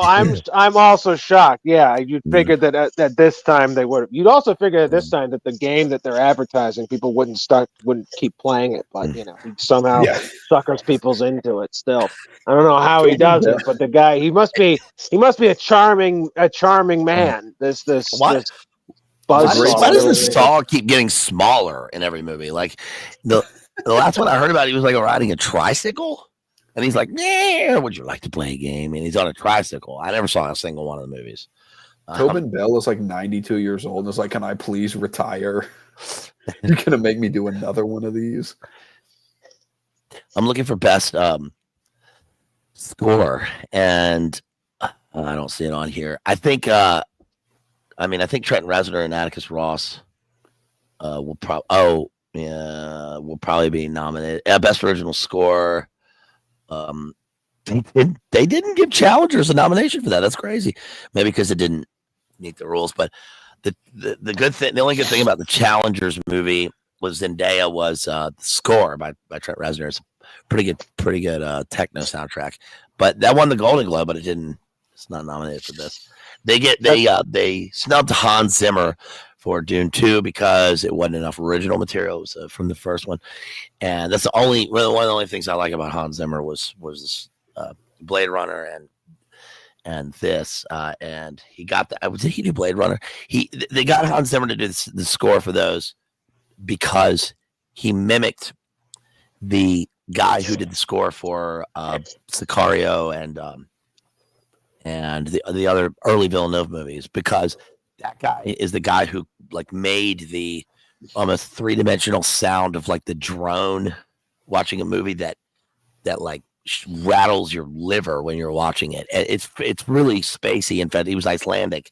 He OD'd in a hotel room and he died. So they got Hans Zimmer to basically mimic it for the Dune movies. So he's not nominated. Of all the other people, I don't really. Oh, Wallace and Gromit is nominated for best animated. That should win. They made another Wallace and Gromit movie. What? Yeah, I guess. Dude, I think that Curse of the Were-Rabbit is the movie I've seen the movie I saw the most in theaters. I think I saw it like 7 or 8 times in theaters. Dude, I love that movie. So I saw Watchmen like 10 times in the theater because because I like could not make it all the way through the movie. Every time I was like, I wanted it to be good, and I had nothing to do. It was a brand new movie theater. I kept going back to this movie theater, and so I watched it like 10 times before I finally got this fucking movie. Excuse my language. The director's cut of that movie is I think that's pretty good when it has like the scenes with the original Night Owl where he has to face his end, just like and they have other like clips of the pirate ship comic within the comics like laid in there, and the comic saying guy and extra things with that. That version was okay, but other than that, well, did you ever watch the series from the HBO series? No, you didn't. No, you should. No, you should because I tried to watch it. The first episode talks about that bullshit riot in Tulsa or whatever they always talk about. Fair, all right, but listen. Listen. I'm telling you though. Listen, I'm telling you that it like you want to talk about predictive programming, especially considering like what happened 6 months later. You gotta watch it because like it literally, and I didn't realize it until like 2 years after the fact. And I went back and rewatched it and I was like, holy shnikes, dude. It literally like a bunch of stuff got like laid out in it. It's I'm telling you, you gotta watch it. The movie had Malin Ackerman, she's fine. And it also had that guy. Yeah. What's his name? Good. Who plays the Manhattan guy. Yeah. I don't like that fucking guy. Yeah. Why not? Because that was my girlfriend's ex-boyfriend, and I said, I don't like the fact you were with this fucking guy. Wasn't he in Almost Famous? Psycho. No, you are a little bit of psycho. Not a lot. I didn't like him though. But no, he was in Match Point and a bunch of stuff. He's a successful actor, but I didn't laugh. Do you think I was just looking at the list of now I have not seen any of these movies, so maybe there's one that's better. I have a feeling that best costume design, that just from what I've seen, like still images and whatnot, that Nosferatu is going to win. Do you think that's the case, or do you think something else might, or they'll give it to Wicked just because that's the Yeah. popular movie? Well, if I mean, I think Nosferatu's only nominated for that, and they might, or it might be, I don't know if it's nominated for makeup or whatever for the guy. I'm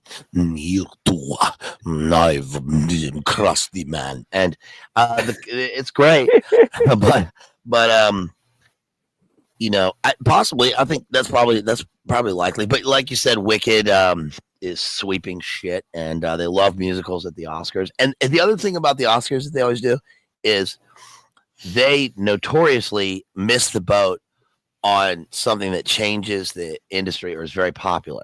So, if, like, for instance, they missed with Moulin Rouge and how big of a hit it was, and the new kind of, you know, musical regeneration, and so then the next, you know, then they gave it to Chicago after that, or they missed with Black Panther and what that did to them, and so then the next year they made up for it by giving all the awards to Green Book. And, you know, do you remember that after the year after Black Panther came out, everybody showed up at the Oscars in Panther costumes? Like, everybody was wearing like furry costumes and shit.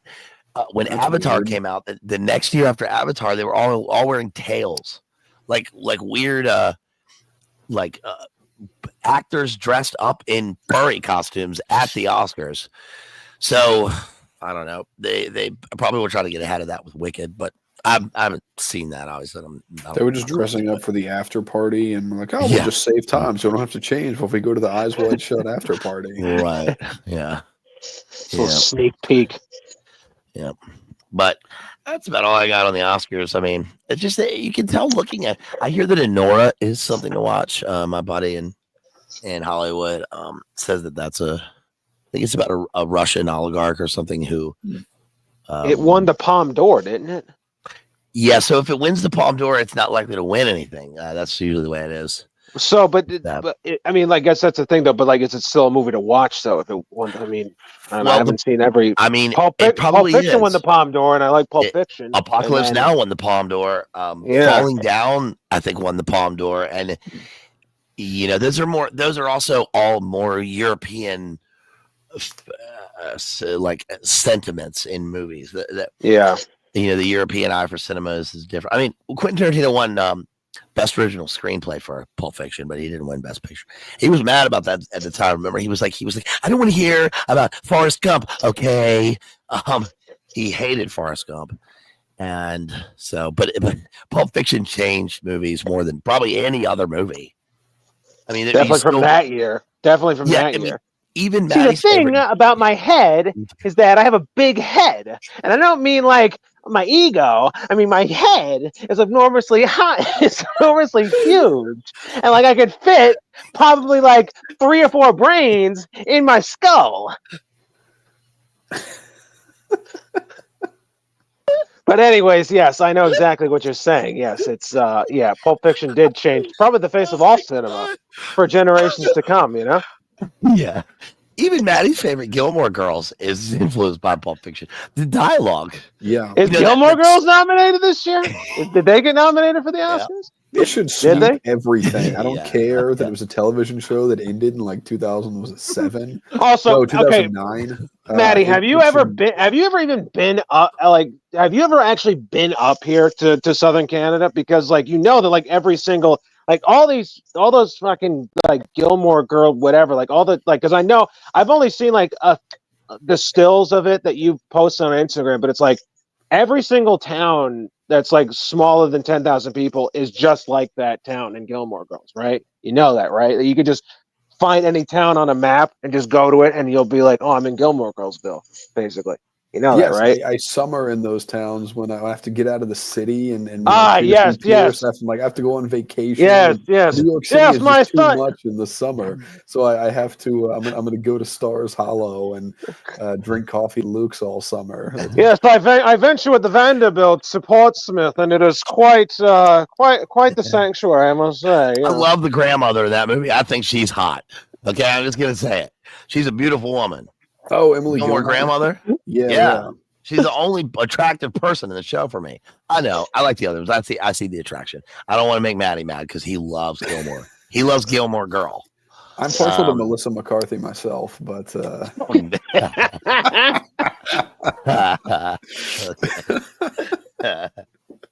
hate that fucking old man. I want to punch him right in his fucking face. The one that's always like, we should put up a traffic light in town. oh, That fucking guy. Taylor. I don't know, that old ass man, and then they get in a wreck right after they put up the traffic light. Yeah, that guy sucks. Not a day goes by where I don't think about that old man. Hey, I got a question for you. I got a question. I got a question for you, Matt. You ever think about Melissa McCarthy and her hands and knees with an apple in her mouth? Well, John, it's been great having you on the show. I was just asking. Maddie told me earlier he just pictures her on his toilet eating a Reuben. I literally never said that. No, that's Norm. Yeah, That's a Norm joke. It's a Norm joke. Oh, okay. You got to get caught up on your Norm lingo, Maddie. That way you can.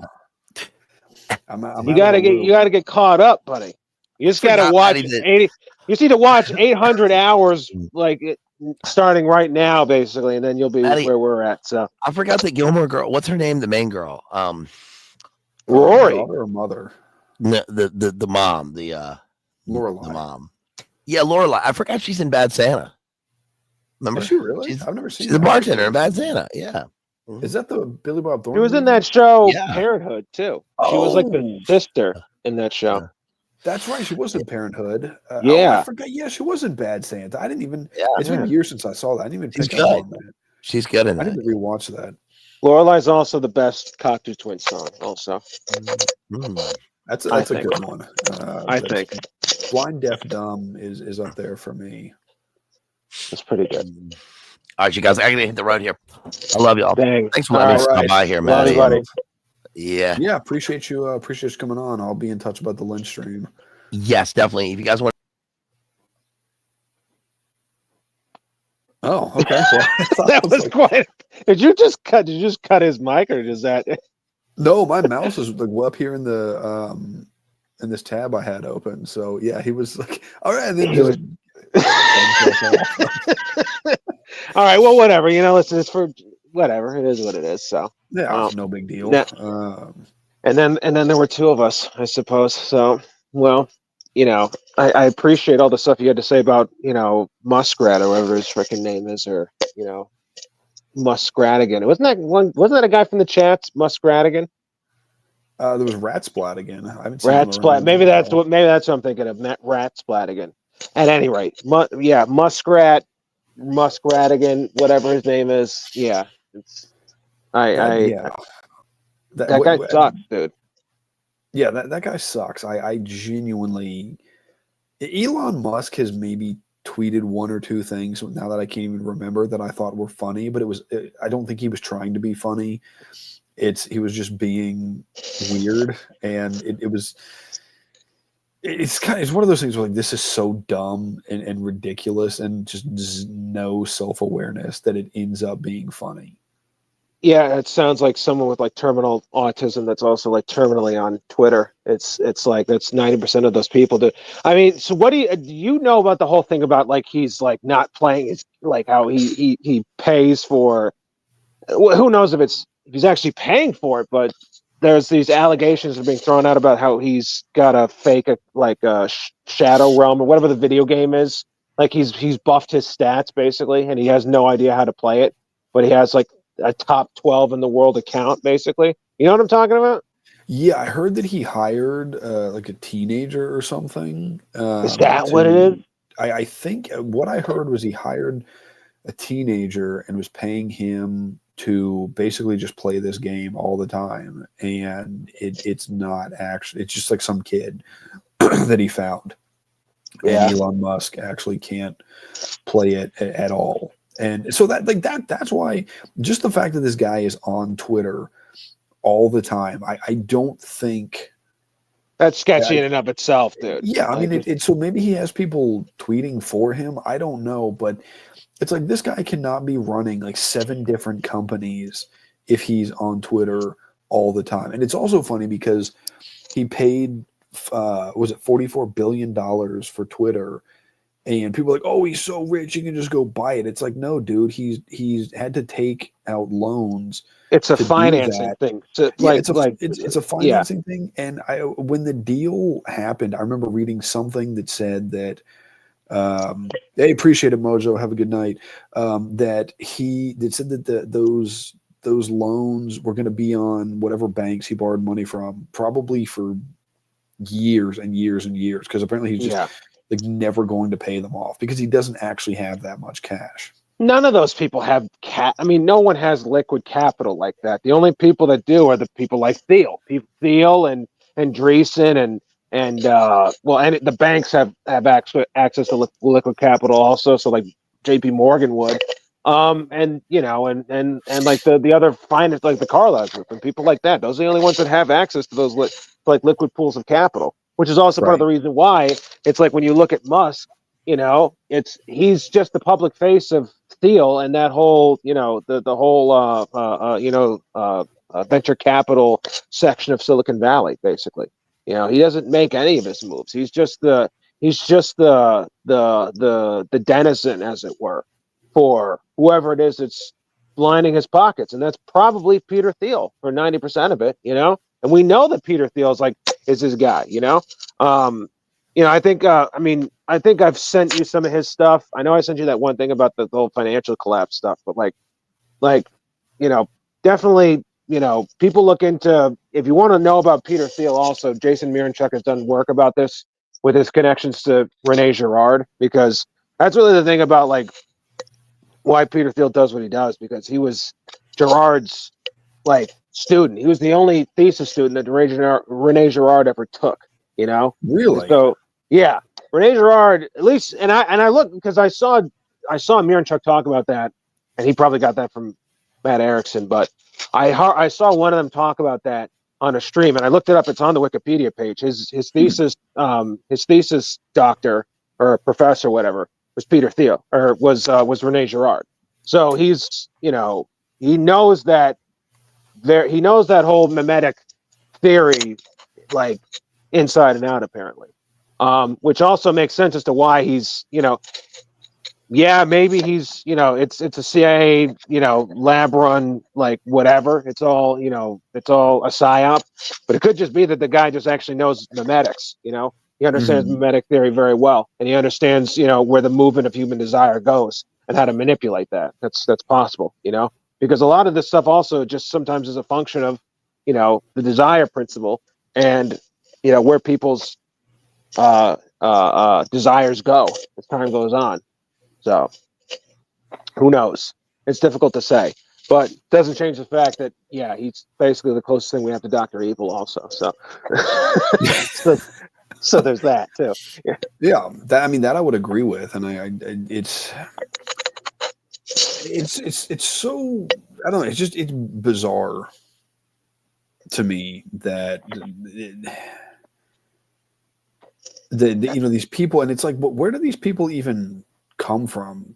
People like Peter Thiel, people like, because it's like, you have the billionaires that they have all the self mythologizing around them, Elon Musk, like, oh, he was a poor kid that was came over here on a visa and overstayed his visa, and it was like a rags to riches, more like it's a riches to even greater riches sort of story. And then the mythologizing about, oh, Warren Buffett, he's this guy that just lives in this small unassuming house in Nebraska and just drinks Cokes all the time, and eats Dairy Queen, and Jeff Bezos was packing boxes in his parents' garage when he started Amazon. It's like, dude, this guy, what was it? His granddad was some big shot at DARPA. Like, come on, man. I don't believe that. But then you have the people like Peter Thiel, and maybe I'm just not up on his. Maybe there's a lot more known about him, but it's people like him, people like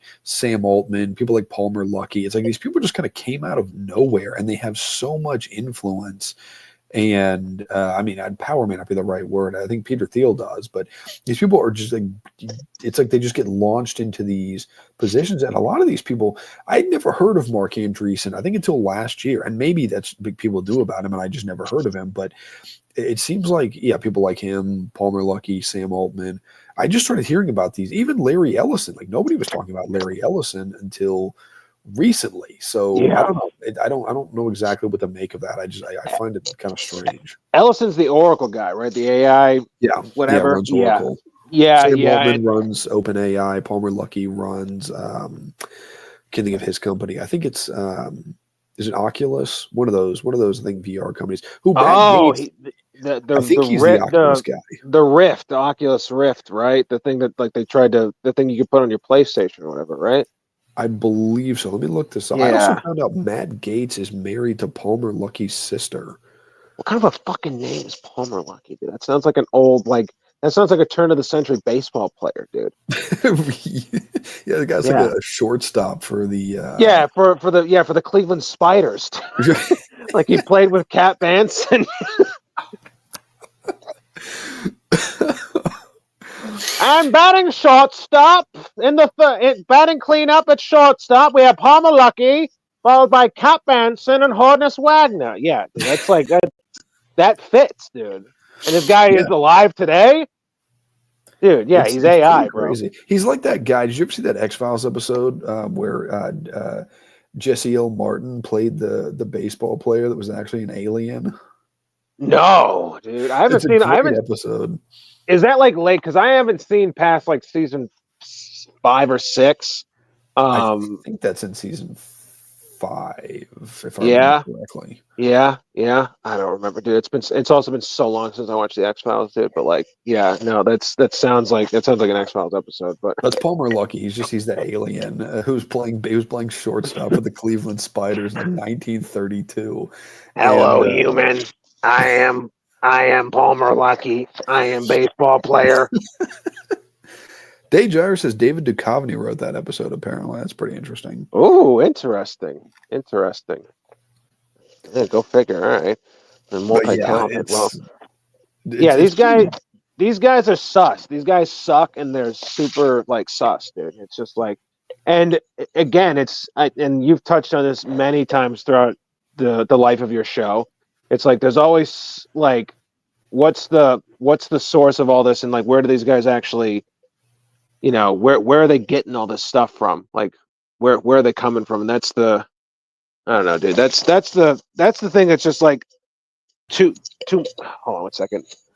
My cat has decided to bother me, so forgive me. Anyways. Cats love doing that. My cats are extremely needy, and so this one in particular, I have 7 cats that I live with, and this one in particular is extremely needy, and she just messing up my phone, messing up my stuff. So sorry about that. Anyways, I forgot the point I was gonna make, so it probably wasn't that important. So are you talking about like where these guys come from, where the money comes from, what they're people like Andreessen, people like Sam Altman, Elon Musk. They remind me a lot of times. I feel like these guys they're similar to like the whole thing with rappers, because I first learned about this with like ASAP, the ASAP mob, and it occurred to me one day, and I don't remember who said it, but like they just are the money laundering for the actual gangs in their neighborhood.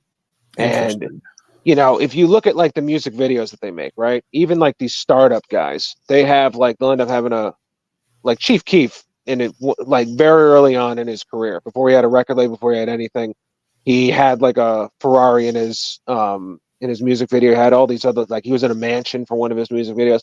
And he's from like, he's from the hood. He's from, he's from Chirac.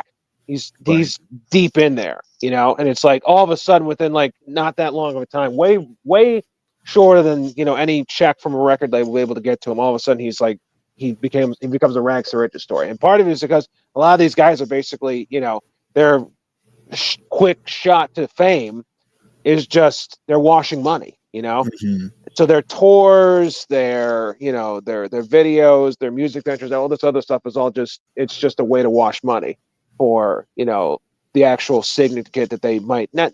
Sometimes they're not even a part of it. Well, sometimes they're just playing a part. Mm-hmm. There's not many. There's not many of them that actually that actually lived the life, as it were. Mobb Deep lived the life.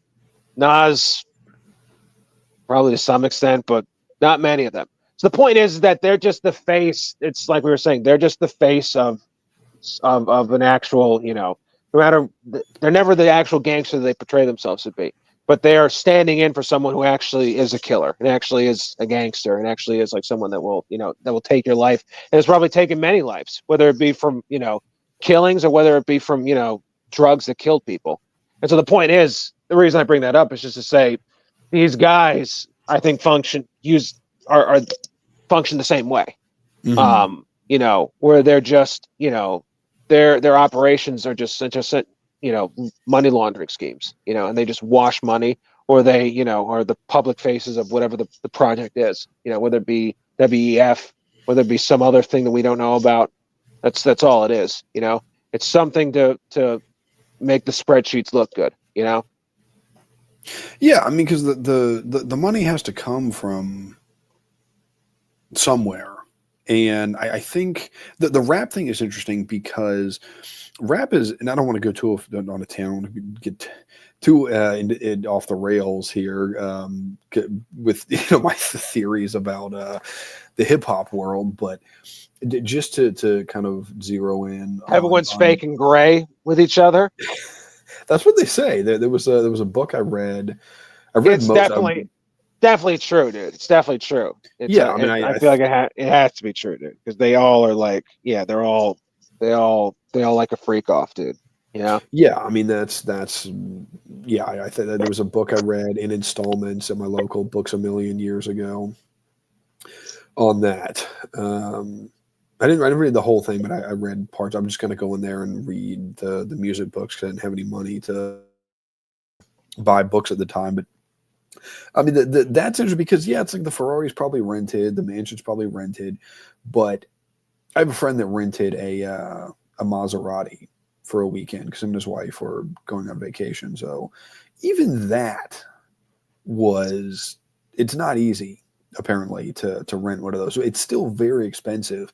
And so it's like, okay, yeah, maybe the jewelry's rented, the mansion's rented, the Ferrari's rented, but like that still that could be costs that could a be north of lot of money. $20,000 easily. Yeah, easily. And so just some kid who's just rapping and putting his songs on SoundCloud or whatever. I mean that you're not going to have the kind of money you need to do that. And then the thing, just the money in rap doesn't make sense because I remember reading about, I think it was Waka Flocka Flame of all people, went to like some fraternity hired him and he did I think 4 songs at their party and I think charged them $20,000. And it's like that just doesn't make any sense. I mean, because He charged the university $20,000. That's that what it was the was. Yeah. fraternity. Oh, so the frat. Yeah, the frat. I Yeah. think if I remember correctly, it was $20,000 for 4 songs, right? And then you've got Jay-Z, like somebody like Taylor Swift. All right, I understand how Taylor Swift makes the money she does because she's doing stadium tours. There's a lot of people. Ticket sales are very expensive. She has guarantees. She sells crazy amounts of merchandise, records, T-shirts, bags, whatever. That I understand. Jay-Z does like one concert every 5 years, hasn't made a record in I don't know how long. And I don't care how many records you sold, you didn't get that rich just off of record sales. And he's a multi-billionaire. It's like, how did he's hanging out with Warren Buffett doing the triangle of manifestation, in photos together. He's also rocked like a Crowley shirt before. Like Yes, that yes. that motherfucker is, first of all, also like people. Here's the thing, right? No one is look. All right, so I'm not from I'm not from the hood necessarily, but it's like I'm not from like it was not uncommon for me to be the only white person in my class in grade school. All right. Mm-hmm. So like I'm just saying, like, I know a thing or two about a thing or two, right? Is all I'm trying to get at here. And like, no one has fucking liked Jay-Z since like 2005, bro. Yeah. Like, no one listened to him. He's old news. No one gives a shit. Like, people moved on from him back in like '06 or something like that, you know? So like, it's completely, yeah, he is a perfect example of that. He's washed money for someone else. And so Yeah. this whole thing, and the other thing too about, well, he's part of Rockefeller, he's got a label. That label is Dame Dash's. Like, Right. Jay-Z is by no means, like, it's all Dame Dash that made that label. So it's like he doesn't have any control, and he doesn't have anything, like, he has no, like, artistic whatever. And he's just the public face of some. That's why he's put up everywhere. That's why he's like he's almost like a Michael Jackson status, where it's like people sort of like give him, cred for stuff that he didn't even earn, and also, like, straight up, it's like a lot of this stuff, like, he probably stole some of that from Biggie, you know what I'm saying? Like, same with, I've heard that he stole lyrics from Biggie and stuff like that, and I totally believe it, because it's like I've just never bought into him at all. Even, when I was more into hip hop when I was younger, I never really understood it with him. I always thought there were other people that would just wrap circles around him. Nas was always better than he was. Biggie was always better than he was. Big L was always better than he was. All these other people, Big Pun was better than he was. So KRS-One was better than all of them combined. I mean, KRS is good. I like KRS-One. I like KRS-One a lot, but Rakim was better than KRS-One, though, in my opinion. I like Rakim. Yeah, I like Rakim. he's good. I mean, the Wu-Tang guys were all of them, even the ones that were not the best. Even the ones that were better. Yeah, exactly. Exactly. They were, Inspector Deck. Have you ever listened to Czarface before? No. You should listen. It's Inspector Deck, and this, I think it's L7 is the producer. His beats sound similar to The Alchemist, but it's just Inspector Deck and someone that kind of sounds like The Alchemist just doing records, and it's so fire, dude. It's so good. If you like any like Wu-Tang stuff, you'll love Czarface. I'll send you some stuff by him. I'll put it in the chat. Yeah, definitely. Yeah, because it's so fire. But anyways, but yeah, I mean, I don't understand how, and nobody even cares about Jay-Z. Even the biggest, and I've known women who are massive Beyonce fans. Most of them don't even like Jay-Z because they're like, this guy sucks. He cheats on her. He's a scumbag. He has no talent. He sucks. And so it's like, who's actually, if I don't think I've ever met anybody in my life, even in the era when, hip hop was the biggest thing in the world back in, the 2000s. I don't think I've ever met anybody who claimed to be a Jay-Z fan, or anybody I would even classify as a Jay-Z fan. Nobody likes Jay-Z. There are like 3 or 4 or 5 like good songs that he has.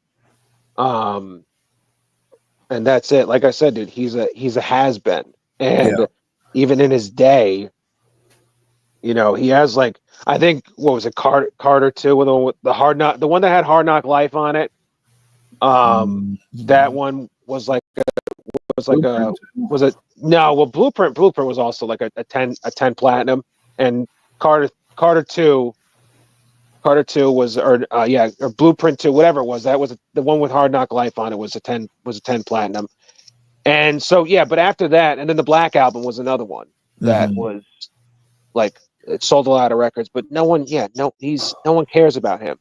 And I think it's part of the reason why he's one of the ones, he's the poster child for, hip hop, is because, number one, it's like, it's the, look, and I love hip hop, but it's like, it's not sophisticated music, it really is never going to be jazz, and it's never going to be classical music. But, they put it up on this cultural pedestal. It's part of the aesthetic terrorism, I think, a lot of the times, especially the low end forms of it, are part of this, this barrage of, like, frankly, just shit music, that completely fucks with our senses, that completely degenerates. It's part of the wider degeneration of the culture, and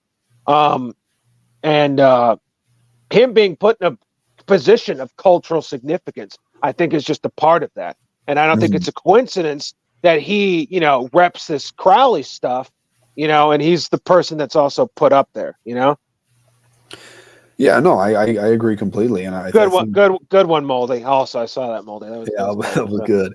I mean, I think the thing with hip hop is it's unfortunate because there are good hip hop artists out there. Like there's good hip hop, and some of the production on that is actually really interesting because there's a lot of crappy beats, but I mean, you look at something like the beat for Lemonade, the Gucci Mane song, and I can't remember who made that beat, but like it's a sparse kind of beat where most of the beat is just a piano, and that's kind of that beat is so fire, dude. It's so good, so fire. I love that beat too. It's fantastic, and so some of that is really interesting, and even a group like Odd Future. I mean, some of those that was such good production. That was the version that I always liked of Lemonade. I always liked the one the Tyler and Earl version. Earl's verse on that is so hard, dude. Oh, it was Lemonade. Great. So hard, yeah. There was the what was it? I think it was the supermarket song.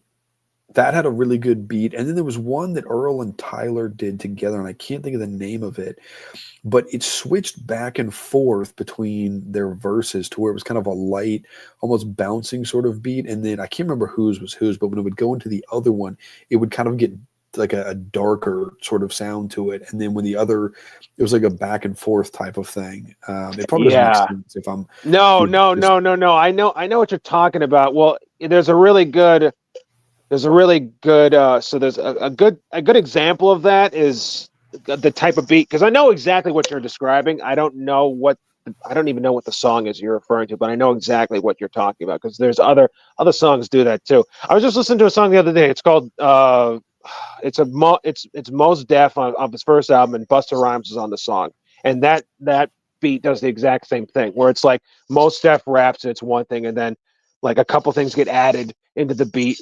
And when Busta Rhymes comes on, it's like a whole, it's the same beat, but it has like a different overlay to it or something like that. I know exactly what I know what you're trying to say. I get what you're saying. But I'm trying to think of what the song is that Earl and Tyler did together. I can't remember. It's been so long since I listened to those guys that I don't remember. But I can't remember. It was and I wasn't the biggest fan of those guys, but I thought that I don't know if I'm going to be able to find it. I don't know. I can't remember the name of it, but I thought that was I actually wrote a really long essay about Odd Future and kind of their place in culture at one point. I'll see if I can find it.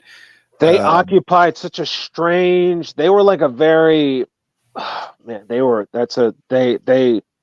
especially in retrospect, especially now with everything else that I know about like culture creation and stuff like that. They occupied such a very like a very interesting space in the culture because they were like the onboarding of skater culture for a lot of people, and they were like a huge. It was also like a kind of like the coming out party of internet culture because Tyler's like Yonkers was like one of the first big. He was like one of the first guys. I mean, Soulja Boy was the first one to get big from the internet. But Tyler was one of the first ones to also like solely get big from the internet because like everybody else like had a radio presence at some point, but Tyler never got on the radio. Never. He was only big because of YouTube. So he was the first guy that was like internet only famous. And he actually like, they had a TV show.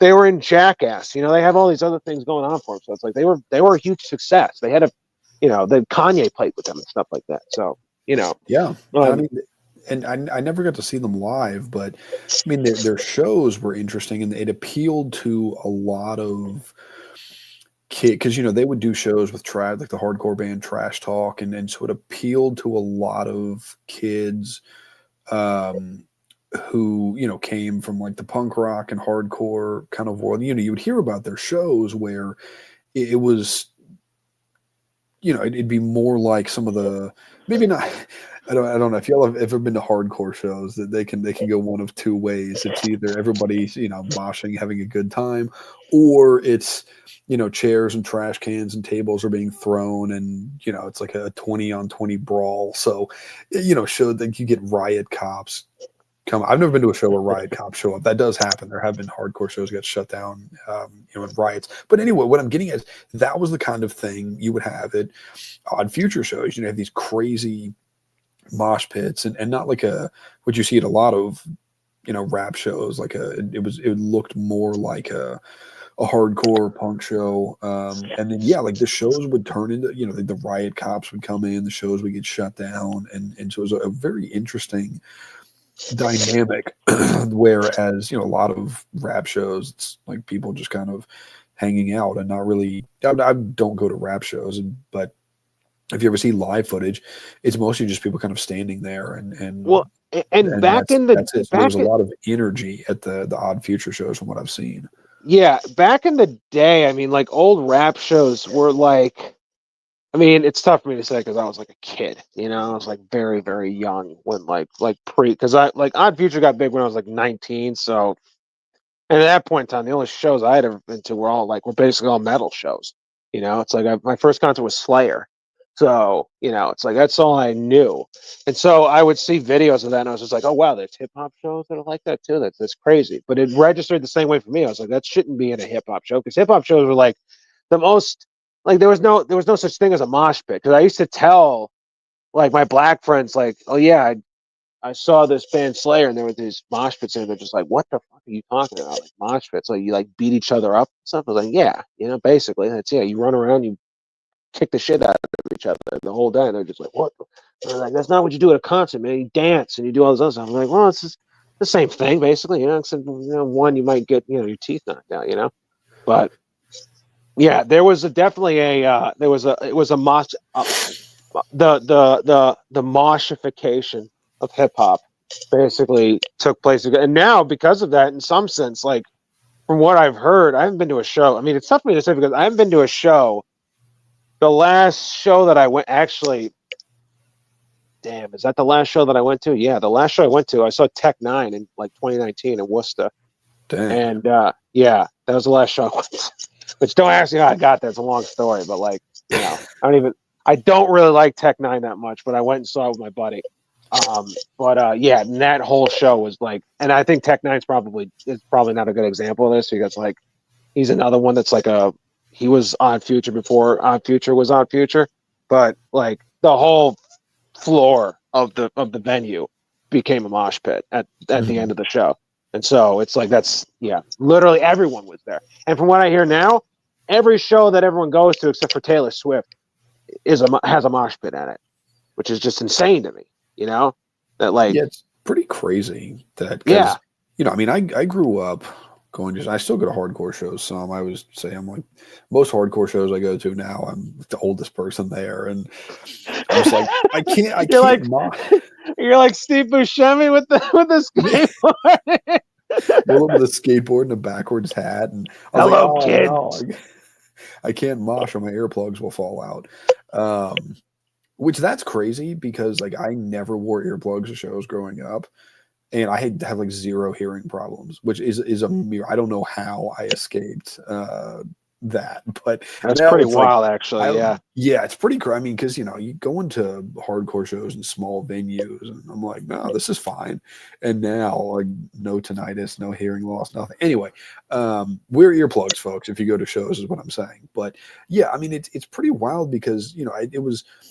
We'd had where I grew up, we'd have shows. It was usually mixed bill. And this was in the era when you didn't really have mixed bill shows. What I mean by mixed bill is you used to never have metal band, or very rarely would you have metal bands and hardcore bands on the same bill because metal fans mosh one way, hardcore people mosh a different way, and it would always cause problems. But now, like what was it, a year before last, I went and saw Obituary and Ingrown on the same bill, like they were touring together, which would have never happened. But where I grew up, because you didn't have that many local bands, you would have like like a death metal band, maybe like a hardcore band, and metalcore band, grindcore band, or something, all in the same bill.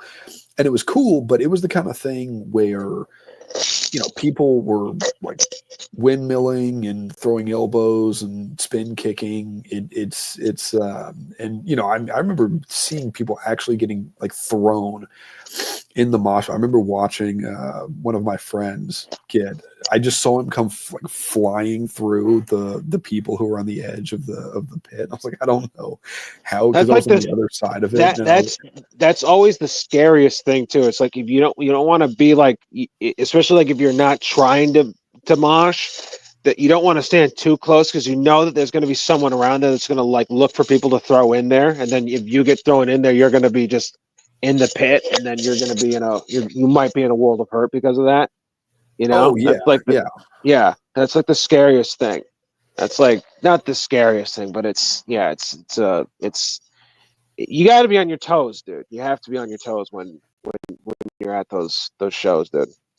And that's why I was a friend of mine. I was going to a hardcore show. It was a local show. I'd never been to the venue before. I'd never seen any of the bands before. And like I was saying, I didn't know what I was going to be walking into. I was like, this could be a bunch of, guys with like, wearing fingernail polish, and girls who are dressed like goths who don't know who the Sisters of Mercy are. Or it could be, just like an absolute war zone in there. And so, this friend of mine was like, "Oh, what are you doing tonight?" Because we were hanging out earlier. I was like, "Oh, I'm going to this hardcore show." And they're like, "Oh," I think that one of the guys was like, "I'm not going to invite this person because I don't want to invite somebody to something where it's like 300-pound dudes in like crews.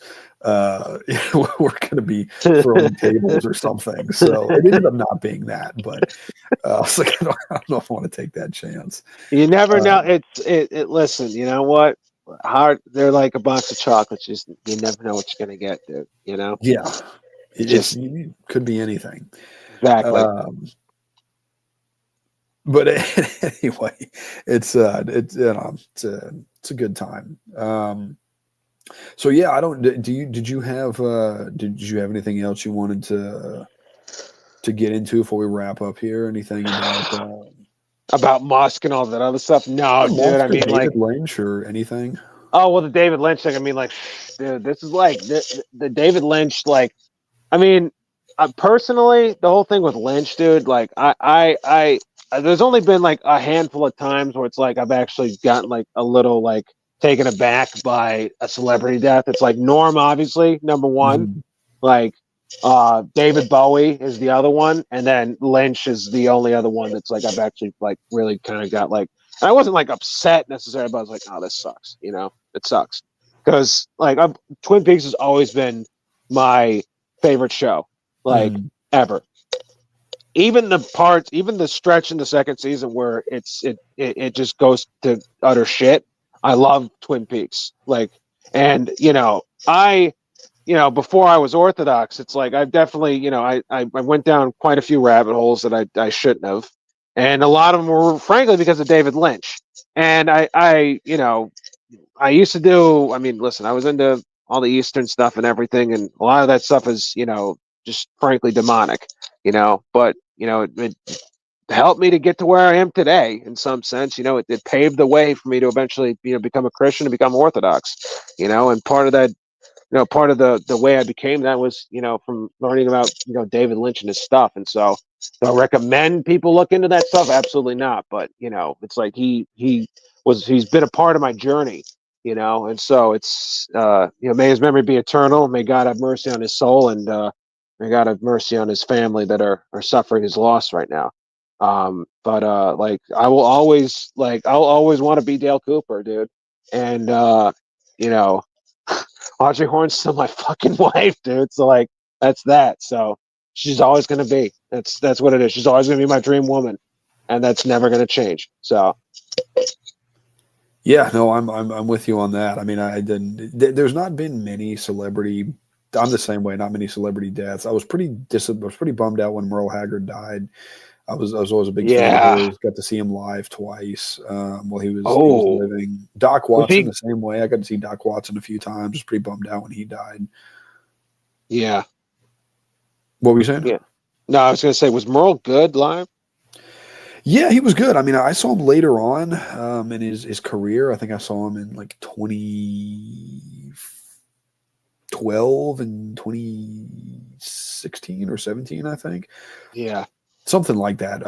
But he was good. I mean, he wasn't, his voice wasn't the same that it was back when he was younger, but I mean, he could still play. He was still sharp. He was still very, very good. So it was really cool to get to see him. He also played one of my favorite songs of his, but Rainbow Stew. He played that one the second time I saw him, and he actually played fiddle the second time I saw him too. He did a song where he played fiddle on it, which was pretty Nice. cool. But yeah, really, really good performer. But David Lynch, I mean, I was more bummed out about the David Lynch passing than I expected to be. And Twin Peaks was one of those shows that I first started watching it in 2014 because people kept talking about it, and I finally said, all right, I'll watch it. I'll give it a shot.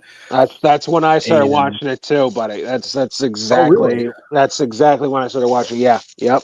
Yeah, because they had it on Netflix, I remember, and I was seeing it on there, and I thought, well, okay, fine, I'll give it a shot. And I started watching it. I will admit, the first time around, I didn't understand the show. I actually watched the pilot, and then I think it was a few weeks before I went back and watched episode 2, and then I watched, I think, all of the first season. I started on the second season, and I kind of put it down for a while, and then I came back, finished it. I didn't really understand it, and then it wasn't until I watched it for the second time, and then I was kind of like, okay, I kind of started basically coming to the same conclusion that a lot of people have about what the show is really about.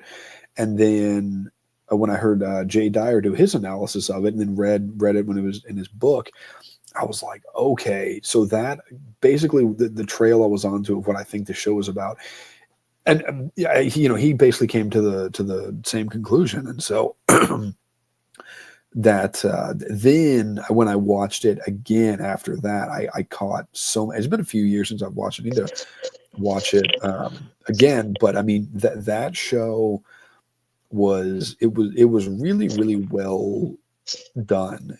And I think David Lynch, he's always been a fascinating figure to me because, I like the juxtaposition in his movies and his show where, you have these very kind of idyllic scene, like in Twin Peaks, like in Blue Velvet, but then there's something really dark happening under it, and that was sort of mirrored in his life because he always seemed like he always came across as very cordial and almost kind of cheerful, and very just sort of down home, small town kind of guy. But then and he was a brilliant painter, but if you look at his paintings are really, really dark.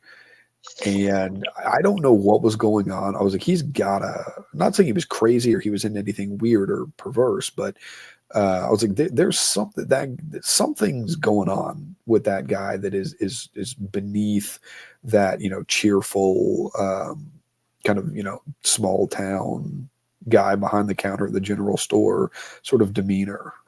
Gosh, I just looked up one of his. I've never actually looked up any of his paintings before. I just looked it up, and it's like, yeah, dude, it's fucked, dude. Yeah, Yeah, Jason said they're truly unsettling. They're disgusting. Pretty dark. Yeah, these are awful, dude. These are like, and I don't mean awful like in like they're not. I mean like they're disturbing. Yeah, they're not nice, dude. Not nice at all, bro. No, they're not fun to. I would say they're not fun to look at, but it's also like there's so much going on. Like I have to take all this in. I can't look away. It's like early. It reminds me of like an early Jackson Pollock before he started doing the blot paintings. It's like he used to do like these very like almost cubist like hard line abstract body, like kind of like Picasso stuff, but like even weirder than that. That's kind of what it reminds me of, but even more disheveled and like without any straight lines. It's just all, you know, it's like a really like it's like a Basquiat if he was, you know, methed out instead of doped out. I don't know. Right. That's a good way to put it. Yeah, it's Uh, like a it's like the face of a demon. You know, someone. So Rob Ager actually put up a video about David Lynch. Did you watch his tribute to David Lynch? no, I have not. I've not seen that. So he made a. So he. I don't know how he found this information out, but Ager put forward a. Because you've seen Rob Ager's videos before, right? You know I'm sure you know who he is, right? And I've he's never the watched his videos, but I know who he is. right. He's like, well, he's great. He's one of the best. Is like he's an OG as far as like movie analysis goes, and he's like really good at like picking up symbolism and like picking up the details about like what stuff means in movies.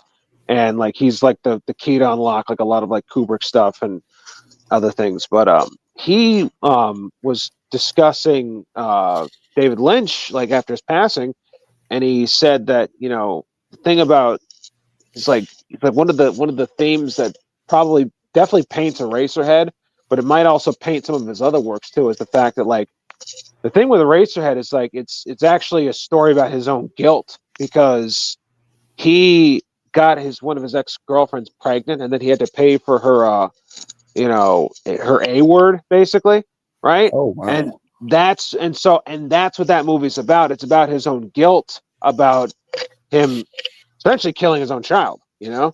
Oh, that's Um, gnarly. yeah, and so the thing is like I don't know if that's the driving guilt that he has, or that's the driving negative force that is with him, or if there's other things. There has to be other things. That can't be the only thing. But even if it's just that I'm sure that is, you know, that's, you know, if you, you know, a truly sensitive soul will be tormented by that for, you know, forever, essentially. Especially if you're also are. And the fact is too is it's like, you know what?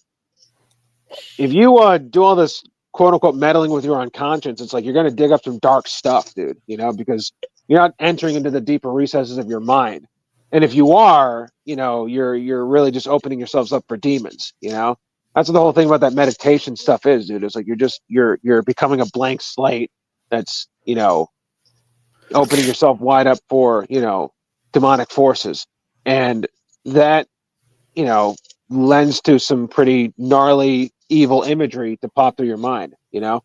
um that's why, you know, thank God I realized that, you know, and God led me to the church, and where I don't do that stuff anymore, because it's like it even, you know, I was in that stuff for a while, and it led to some serious. I mean, I went to some pretty dark places because of that stuff, dude, you know. So it does stuff to you that's not good. That's really not good. So, you know, he probably was legitimately tormented by what he was doing to himself. He just didn't realize that it was that was the source of it, you know.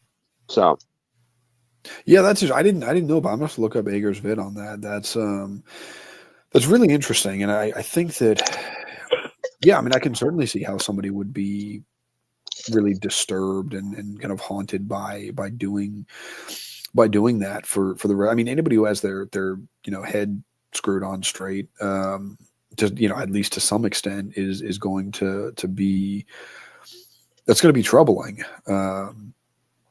And yeah, I mean, the Eastern thing is interesting, and that's interesting, with, you know, a lot of people.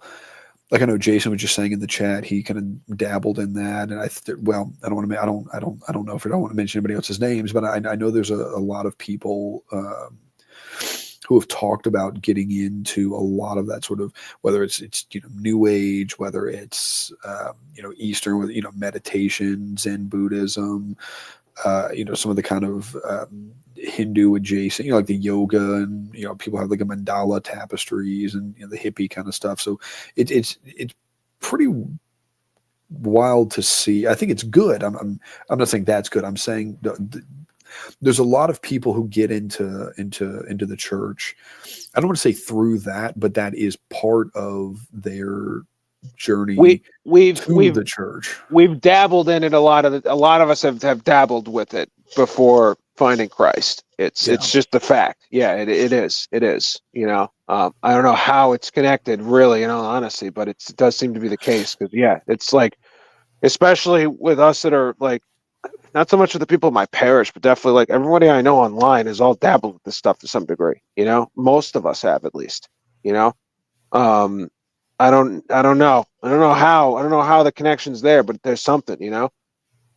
So Yeah, and I think that maybe there's something that, like for me, you know, growing up mostly non-denominational Protestant, is what one of the things that I always thought was missing was any sense of mysticism. And in that, you know, if like mysticism, like a dirty word, like, oh, that's something, you know, demonic. And so everything, and I don't say that if there's any Protestants in the audience, I'm not trying to bash Protestantism. I mean, I was a Protestant for, you know, most of my life up till a few years ago. And you know, I don't say that to be critical. I can only speak for what I, you know, grew up in, but it's almost, and I talked to a priest about this at one point, is that it sort of what I grew up in is almost like it's quasi materialist, because it's like, well, baptism, it's just a symbol. It doesn't actually, there's no deeper, you know, not force, I don't know what the right word is, but it's just like, oh, you're just doing this thing to show everybody that you're a believer. It doesn't, there's no cleansing of sins. There's nothing like that. You know, the communion is just, you know, it's like a stale tasting cracker and Welch's grape juice, because it's just like it's sort of a symbol. There's no deeper meaning, and so I think that they sort of the they flip they side of take that, they take the line, "Do this in remembrance of me," and they ignore everything else that he said about the Eucharist. You know, they just they yes, take that one line and they're just like, "Well, that's all it is. We're just doing it in remembrance, and that's all it is. You don't have to do anything else." So yeah, even though Christ said, you know, you have to eat my you flesh, lit drink my blood, you and then yeah. If people you feel unless like, if you don't, you have no life in him. Yeah, yeah. And yeah, people left because people were like, wait, what is he talking? Is he for real? And you know, yeah. he lost follow, he lost disciples And he didn't because of chase that. after him either. He was just like, "All right, peace." Like, all Yeah, right, like, all yeah, right, there you go. And so yeah, what I'm getting at is that it's sort of it's like the flip side of that, as to where I was, you know, had grew up with no sense of mysticism and no mystery and everything. Oh, well, you know, we can explain everything rationally because a lot of it's so influenced by that, you know, rational enlightenment ideology and belief. And it's like, well, you can explain everything. And so, you know, whenever I met with a priest for the first time, the priest who was the priest at the parish I go to for several months, um, before our new one came in, he, you know, I was asking him about some things, and the first time we sat down and talked, and he said, you know, he's like, well, how does the body or how does the, you know, bread and wine become the body and blood of Christ? I have no idea. And I was like, I never heard any pastor say that. It was like they always had to have the answer for everything. And so yeah, to hear the priest say, like, I have no idea how that works. yeah. And so anyway, but the what I'm getting at is that, you know, for me, I was kind of, and that wasn't mysticism was my, you know, driving force behind that, but I was always like, this just doesn't seem to line up, because like you were saying, like if you whoever, you know, doesn't eat my flesh and drink my blood, like has no life in me. And so I think maybe there's a sense of people who kind of get into the Eastern sort of mystic type of thing, is that is also the mystery, the mysticism is present Yeah. there in Orthodoxy.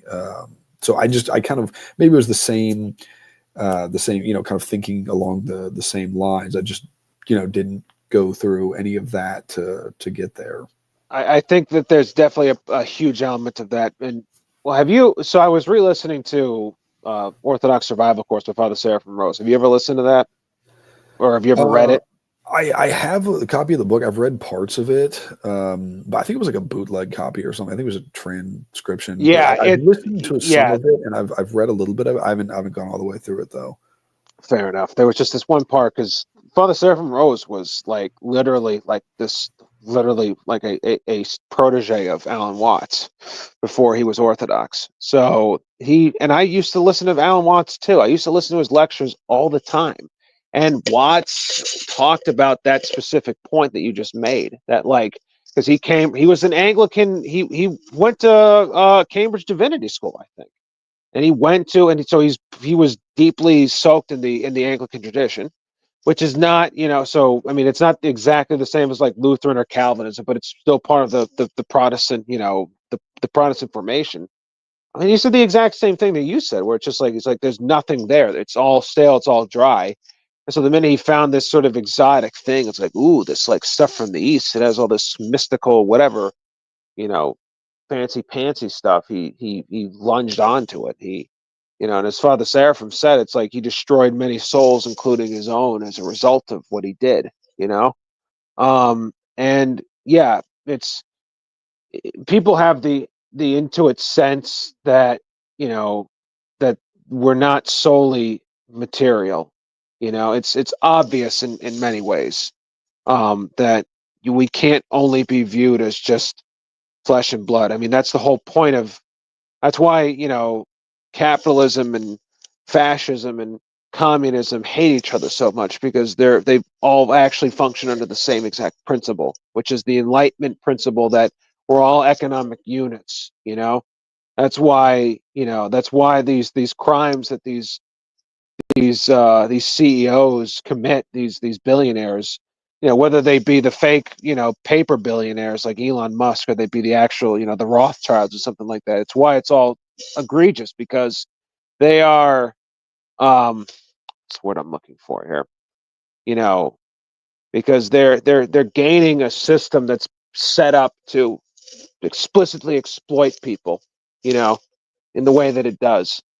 It's set up to explicitly exploit people, and only view them as just economic units, only view them as material units of measure, only view them as basically batteries. It's like that whole thing that Morpheus said in the Matrix. It's like, where he's like, you are this, and he holds up the battery. It's like, that's the truth in some sense from how they view us, because that's the system that is in existence. That's the framework that the Enlightenment's given us.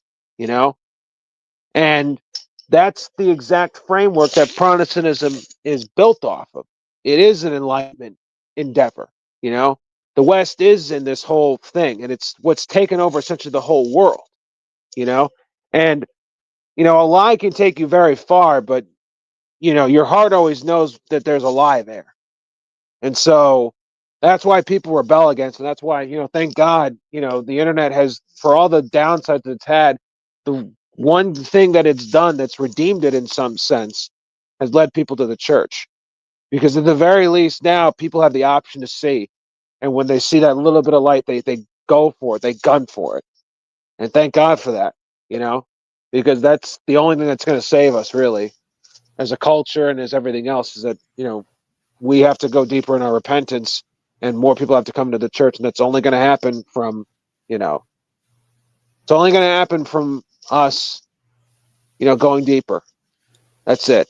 We just have to keep, it's like what Saint Seraphim said, acquire the spirit of peace, and thousands around you shall be saved, So, yeah, in other words, yeah, I agree with you. It's all, it's no good, this materialism stuff. No good. No, that was very, very well said. Yeah, I mean, I agree completely that it's yeah, for all the bad, and I mean it's, I'm not going to sit here and bash it, because that's such a, it's like, okay, yeah, we've all heard, the guy that just bashes the internet using the internet to do it. So I'm not gonna, I could do that, I'm not going to. Okay, but boomer.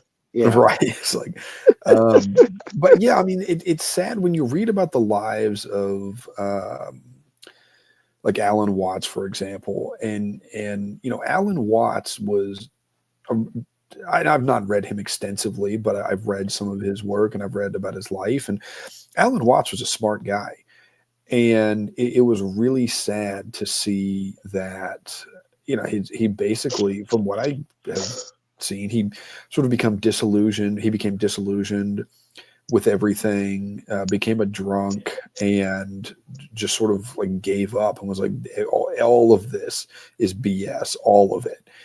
And it makes perfect sense, though, man. It makes absolute perfect sense. yeah, It makes perfect sense, because it's like that was the whole like, because that's what that leads to. That's what those systems of thought. Look what happened with Nietzsche. You know about what happened with Nietzsche at the end of his life, right? Didn't he go crazy or something? Dude, Or so am I getting yeah, somebody oh else? yeah, oh yeah. He went absolutely. I mean, yeah. So like essentially, so Nietzsche was, man. This is like, man. This is a. You want to talk about it? You want to talk about old digging up old bones and the skeletons in the closet? That's me and Nietzsche, dude. It's like holy shnikes. This guy, like, so this guy, had syphilis for, because he was a total creepazoid, Mm. and so he had, and back then it was like, it wasn't like, you had a shot for something. Back then they had it did all kinds of stuff to you back in the day. So he, was like in crippling, disabling pain for like long swaths of time. And so at some point he was in Italy, and it was after he was it was after he wrote Zarathustra. It was after he wrote uh, uh, uh, Beyond Good and Evil. He wrote all of his major works already. He was kind of like on the teeter-tottering on the edge. He kept saying like, "Oh, I am."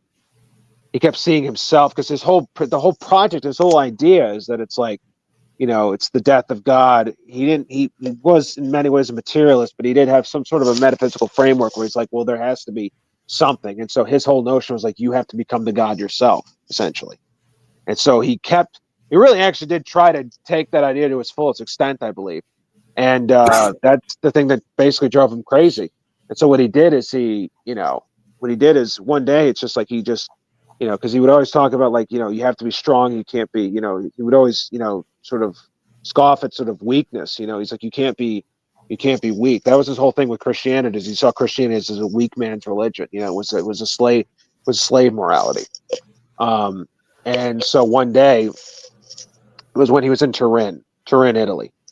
He saw a horse basically like sort of fall on the ground, and it was like freaking out. His master was like hitting it and slapping it, and he broke down crying and ran in front of the horse. And he started hysterically crying. And he was like, "Don't hit the horse! Don't hit the horse!" And then he just started saying more like total schizo stuff. And then he just had a complete catatonic reaction. And then he was basically like not in a coma, but he was catatonic Hmm. for the next 10 years of his life.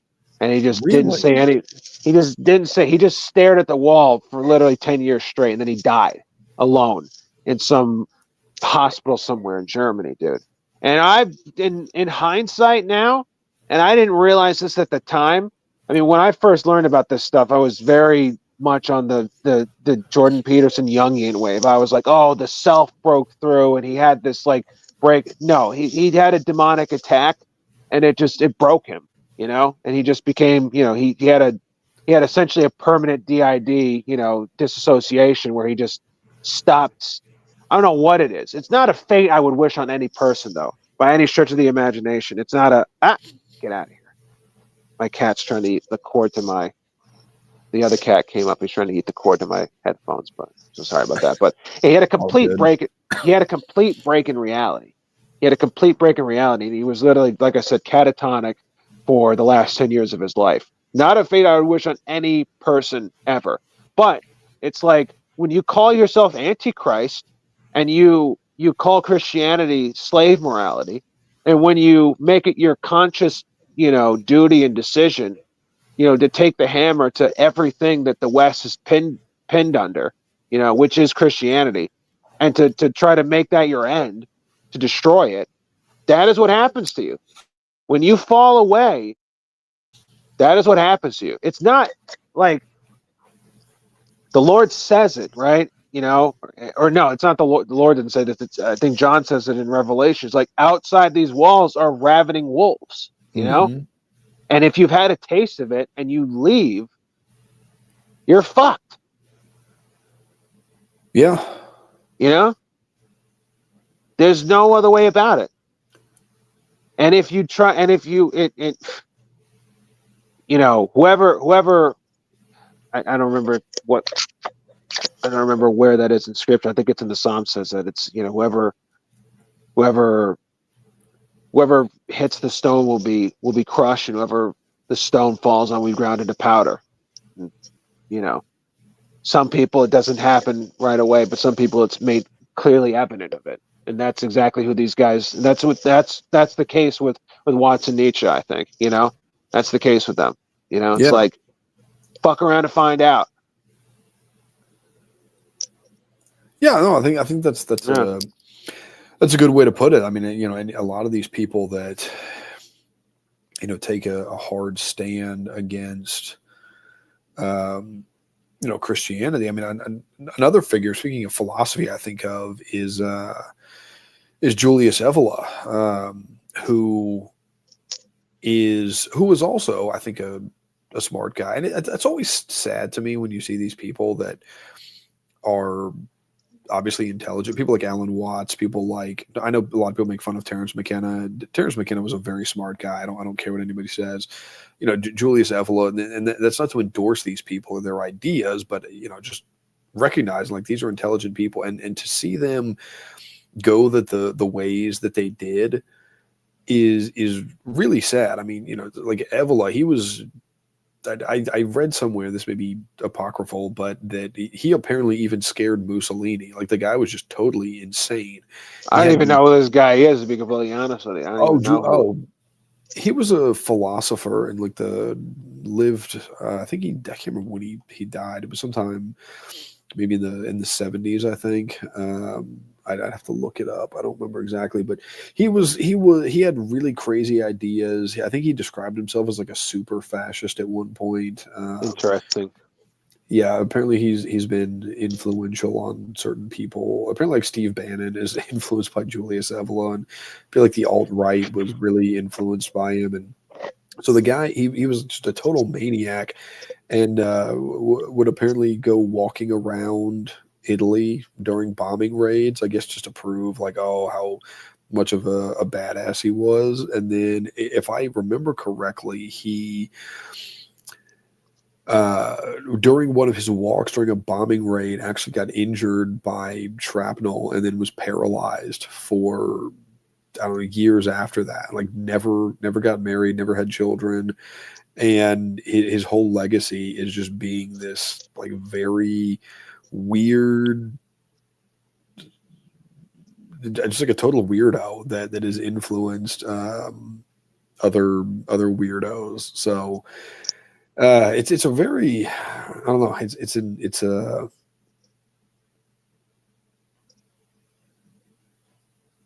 I don't know. You just see the darkness that can befall, which is not to say that Christians are immune from like dark things happening to them, but it's people who sort of knowingly embrace that like rabidly anti-Christian darkness it doesn't end well for them. No, it doesn't.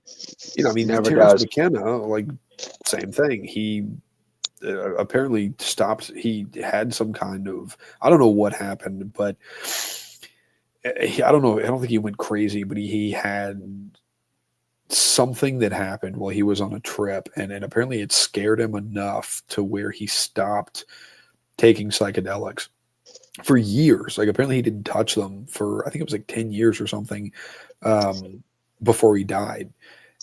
And because whatever it was he saw or experienced on that trip like freaked him out so much, but that didn't come out till later. So he was apparently still going around doing lectures and raves and things like that. It's still promoting this use of these substances and that kind of lifestyle and ideas and philosophy. And so it's like, even though whatever he experienced scared him off of it, that he was still going and promoting it. He's still a true believer. Yeah. He was still a true believer, even though he stopped himself, which is it's crazy also. Well, I think that's probably part of the reason why people assume that he's just a fed, I mean I think that's probably, a lot of people just, I think that's like a consensus belief amongst me. I don't know if he is or not, who knows? He might have just been a convenient idiot also, but it's like that's why it's like, I'm glad that whatever rabbit holes I went down into, I never really touched that stuff, and thank God for that, dude, because it's like that stuff is even when I saw utility in it, I always thought it was horrifying. I really never understood, why anybody would have some sort of appeal for that stuff. And yeah, man, it's yeah. Yeah, the psychedelics are. I was always glad that I know myself pretty well, and I knew that I could never handle psychedelics. And I had people try to sell me on them, and like, oh, dude, they're so much fun. Oh, taking a bunch of mushrooms is just like getting really stoned, like smoking a bunch of weed. And I was like, Not I like have, getting stoned, dude. It is not at all, dude. that's No. what someone told me, and I was like, you know what, man. Have you ever been? Yeah, People dude. need to go to the website. If you dip your joint in freaking formaldehyde, it's just like getting stoned. Yeah, for sure. Yeah, yeah, I yeah, didn't know yeah. you like to get wet. Um, I like that water. You know what I'm saying? yeah, I'm thirsty, bro. Yeah. I mean, I used to read Erowid's Vault, that website, erowid.com. Maybe people have been on there. It's a fascinating website. You can read all about people's experience. It's just basically a bunch of information on psychedelics and other kinds of drugs. And so I used to read that. I was just on there the other day reading about research chemicals, but Yeah. I read about mushrooms and LSD and DMT and peyote and all of that, and on there. WD-40. Yeah. Yeah, WD-40. That's the craziest high of them Yeah, all. dude. Oh, dude. But Yeah, yeah, man. after reading all of that and I'm knowing, because smoking Gorilla Glue with my boys, dude. Yeah. I just put a Gorilla Glue on a banana peel and then hold a lighter up under it and, with a straw, and but I no, put that after Robitussin in my milkshake. the Tussin milkshake. A But yeah, I Tussin mean, milkshake, dude. Yeah. all of that, I was like, that's gnarly, and I was like, I don't want any part of that. And pretty much everybody I know who's done psychedelics all has some. People stop doing them for a reason, right? Yeah. Because there's something, and this is, I think, for everybody I've talked to who has done this, that at some point something happens, they experience something, they see something, whatever. Most people won't really talk about it, but whatever it is, same thing I was saying with Terrence McKenna, it's like they see or hear or experience something and it scares them off of ever doing them again. I don't I don't know. I heard Dennis McKenna say one time, he was quoting somebody else, the quote where he said, he was like, when you get the message, hang up the phone. Right. Yeah. The idea that, oh, you take them, you get what you need from them. I was like, I don't think that's the case for It's most not, and people. it's just not how it works, dude. I don't know if you watched the second part of the show that me and Mel did, but like I I I didn't really fully explain it to her because I didn't want to go into it too much, but like there's been like, dude, it's like people like people have this like misconception about that sort of stuff, which is like, oh, it's like it's a message from the other side. And it's like, yeah, and that doesn't mean that it's a fucking good message for you to have, dude. It doesn't mean that it's something you should be hearing, number one. And like if you have to open up the door yourself, you ain't supposed to go through it. I'm Exactly. sorry. But it's like you ain't supposed to go through it. You have to open it up yourself. That's not how it works, dude. It's just not how it works. You know? Because like if God wants you to know something, you're gonna know it. You're gonna know it. And And that, so it's like I've just had so many, like, especially now in hindsight, looking back, like at before I was a Christian, even now to this day, it's like I still have interactions with people just like I talked to this person who told me this, and they claim to have these powers. It's like, oh, I had this tarot reading, I did all this other stuff, and I just want to shake people out of it, Maddie. I just want to shake people out of it because like it's like it's like you can't do it. You can't do it.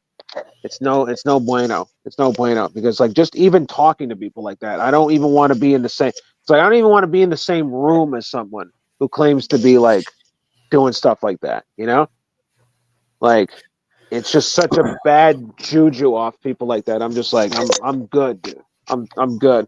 That part of my life is over, dude. You know?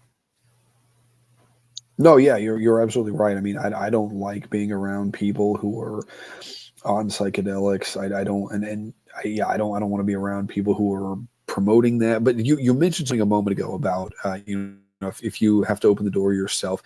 I had to look. I couldn't remember exactly the reference. Matthew 7:7 and 8. Ask and it will be given to you. Seek and you will find. Knock and the door will Knocking be it sure will opened be to open. you. For Yes, everyone who asks receives. The one who seeks finds, and to the one who knocks, the door will be opened.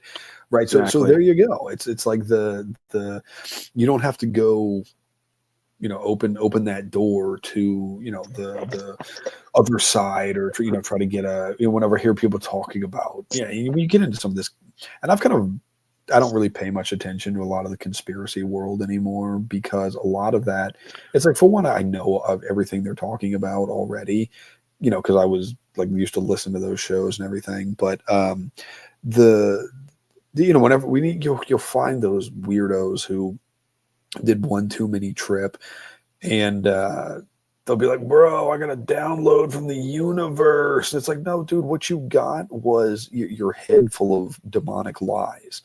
Yes. And those people, I will say real quick, just a quick anecdote that being around, if you've ever been around people who are fried from doing too many psychedelics, they're unnerving to be around. So Yes. I was in line, and because Yes. like I don't take psychedelics, but I'm a fan of the Grateful Dead, and I was at the health food store one day, and I had on this Grateful Dead shirt, and this guy in front of me, older guy, turned around and just kind of stared at me for a minute, and I was like, "What is this?" Like, blatantly staring.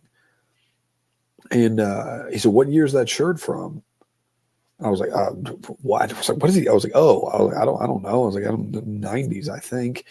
And then he just kind of stared at me and didn't say anything. I was like, this guy's freaking. I didn't think he was going to do anything, right? I wasn't worried about it, but But it was unnerving, though. it was creepy, because he's just sitting there Yeah. staring at me, and then he was like, "Oh yeah, I used to go see them, back in the day," and he was like, "Yeah, some nights they were just terrible," and I just walk out, and I was like, "Oh really?" Like, because I mean, I don't know. I said, "Oh really?" But it's just like just kind of a reflexive thing. Like, I knew that the Grateful Dead had nights where they were horrible. And he was like, "Yeah," and then just stared at me for another minute and didn't say anything else. I was like, "Okay." And then he turned around and didn't say anything else. I was like, "This guy is a creep, and this guy is obviously fried." And I The was like, guy "That was a sounds like a very unpleasant experience." total schizo, dude. Yeah, Sounds I like a think he had yeah. basically like done enough psychedelics that he had basically become effectively schizophrenic. Yeah, and that's because that's the thing about drug psychosis, that it's like you can get to the point when you've done enough of that stuff. It's like meth is the same way, dude. It's like people get to the point where it's like they just they like that's why it's like, they say, like, if you have a tendency for schizophrenia, if you like a predisposition for it, it's like you should not at all touch that stuff, because it's like you'll just like you'll activate it, and then that's the end of you, basically, from that point, dude. You'll just think you're a glass of orange juice for the rest of your life or something, dude. Even weed, um people say, even there are people who we definitely does. I know for certain it yeah, does, because it's like I know people in my life that it's like they claim they did hard shit, but they never did. They just smoked like an eighth a day for a year straight, and then they went bonkers, dude. It's like it does. It 100% does, dude. yeah. I Look, used to date a girl who she was always a little odd, but she was always a sweet girl. And then we dated in high school, and then she started smoking weed at some point, and then like literally went insane. Like, she completely lost her, and I don't know if she's schizophrenic or what. I think she's living in California now or something. But this was long after we'd broken up. But yeah, like she and I think that's what happened, because one, she started smoking large amounts of weed, just completely lost her mind. It was really sad to see.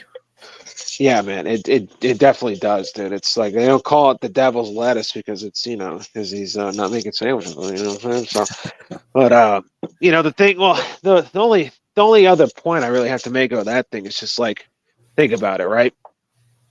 So when you got chrismated, right, after you were baptized, you were chrismated, right? All of Mhm. us were. It was Orthodox here. We all were baptized. We were chrismated, right? whether you were an adult when it happened, whether you were a baby, you know what happens, right? Why does the priest, during the chrismation, the priest says, the this I don't remember exactly what the words are, but the gist of it is like, with this oil I seal this person with the Holy Spirit, in the name of the, yeah, you seal in the Spirit, right? And what you're doing basically, it's like, what St. Paul says, like, you have to put on the armor of God, the breastplate of righteousness, the helmet of, I don't remember the exact terminology, right? The All that armor though is that's the marks of where you were. That armor, in some sense, is where you were, where the priest put the chrism when you were chrismated. It's not exactly it, but it's like it's like that basically. That's the priest. When the priest chrismates you, he's sealing in the Spirit, but he's also like he's putting up a defensive barrier for you. Yeah. Like you.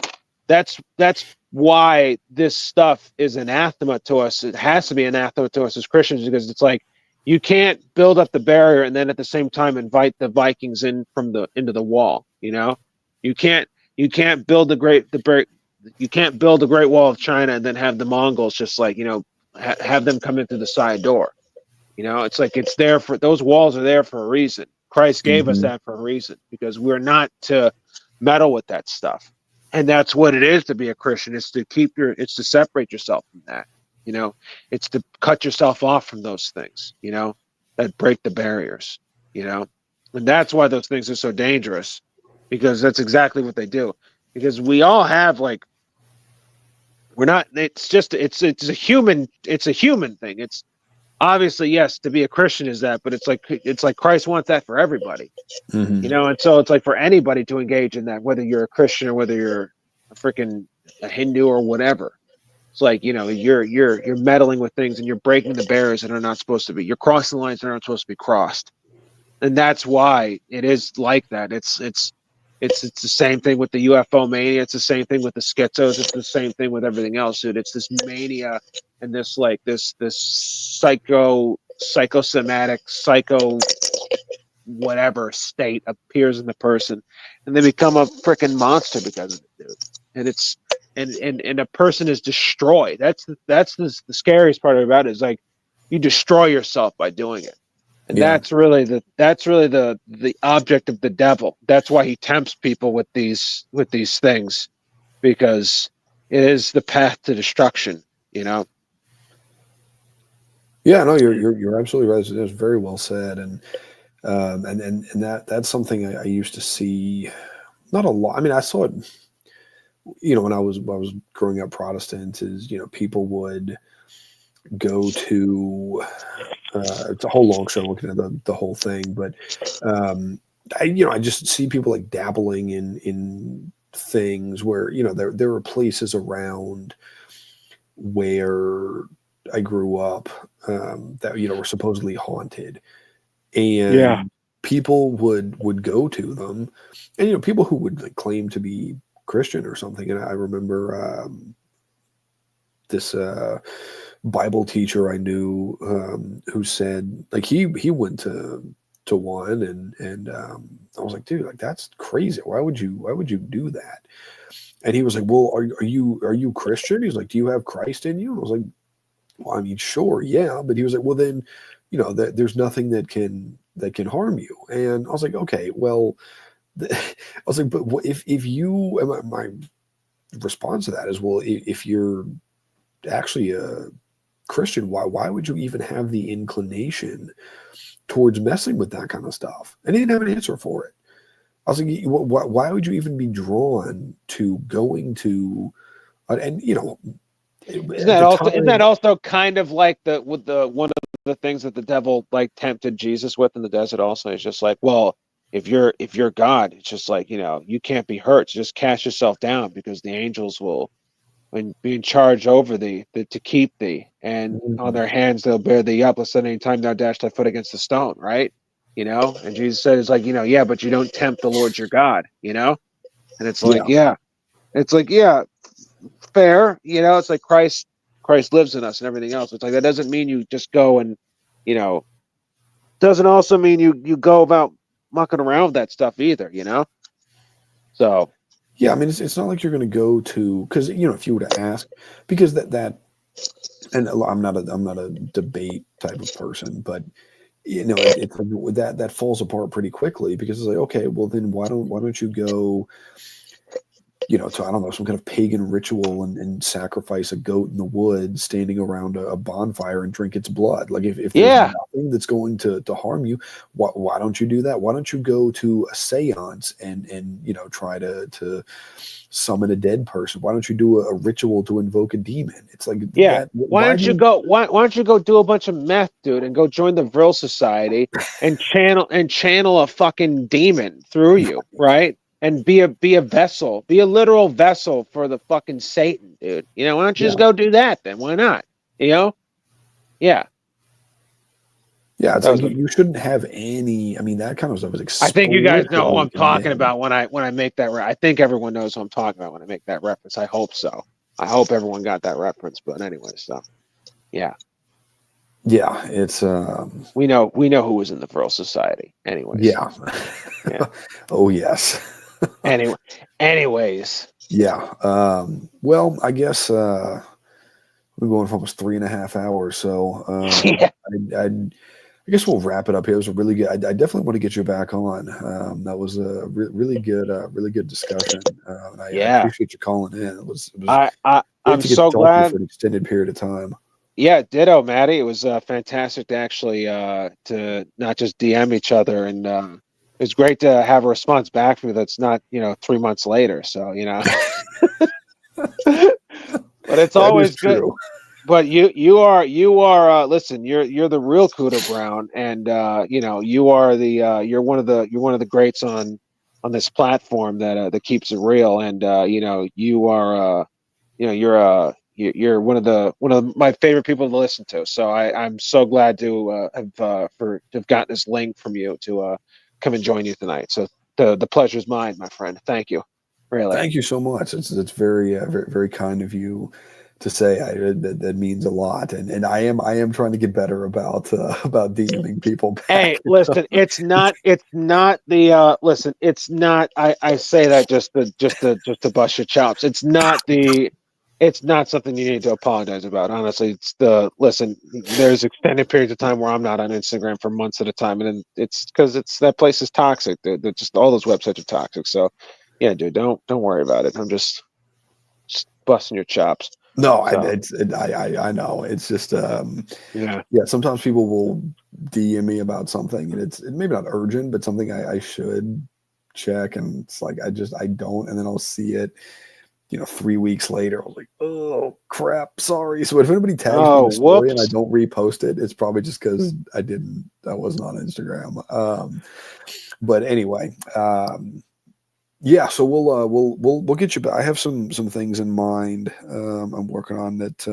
We'll talk and see what I can get you back on, and maybe just have other streams like this where you just kind of talk about whatever. So we'll figure it out. But thank you everybody for hanging out. This was a lot of fun. Really good stream. Shout out to BLA. Shout out to all the homies in the chat. And I guess that's pretty much it. I'll be back sometime soon. I don't know exactly when, but I'm gonna re-enter hibernation, and then I'll come back out of it when the time What is right. what's your firm's name again? My It's firm, called yeah, your firm. What did your was it like Lewis and Sons? Is that what it's called, or was it Pearson Pierce. Pearson Pierce? Yeah, Pearson Pierce. Yeah, Pearson Pierce. Are yeah, you've already doubled your quarterly earnings from last year. So they're giving you an extended vacation. So you get to spend some time at your favorite cabin in the woods in Vermont. So yes, so Yeah, it's been great. I'm actually staying at Bernie Sanders' lake house right now, right, yeah. which He is owns He actually owns all of Lake Champlain. Actually, yeah. He that's the thing. That's why he stopped saying. He just started saying billionaires instead of millionaires and billionaires. Because he is a millionaire now. So yeah. So he's like, oh, I can't call myself out. So yeah, it's a nice place. So See, yeah, You see 1%, the 1% in this country, the 1%. What is 1% milk? How can it only be 1% milk? What's the rest of the milk? What's the rest of the thing? And so that was really good. That was a good Bernie Sanders. Thank you. It started going into Jerry Seinfeld. I don't know if that was intentional or it's not. because but it's because to do it, it's because really to do a good Bernie Sanders, you have to kind of also do a little bit of a Larry David, and like Larry David is just an older Jerry Seinfeld, and because Right. they're all like it's all a generic like wall kisser impersonation basically, if you catch my drift. And Mhm. yeah, that's basically it's just an older wall kisser, and that's basically that's how you do that. So that's always been my recurring bit about him, is that he's pissed off at the 1%. It's really he's pissed off at 1% milk because he doesn't understand how it could be 1% milk and what's the 99% of the rest of the jar. He doesn't know, and he's like a confused old boomer about it. And then he goes off on a tirade about how do you milk an almond and make almond milk? How do you milk an almond? You can't milk an almond. It doesn't have any nipples. So Yeah, the 1%. I'm lactose intolerant, so I just get the dairy milk that's gosh, lactose free. oh And dude, that's rough, during dude. it is rough. It's not great, but I manage. But during COVID, like when all the supply chain issues were going on, I drink whole. Sometimes I'll drink 2%. But Yeah. there was one time I was at the store and they were out of whole and they were out of 2%. So I was like, well, I'll get skim. All right, how bad could it be? Look, folks, I hate wasting food and groceries. I don't believe in doing. I don't believe you should do it unless you absolutely have to. There's no other choice.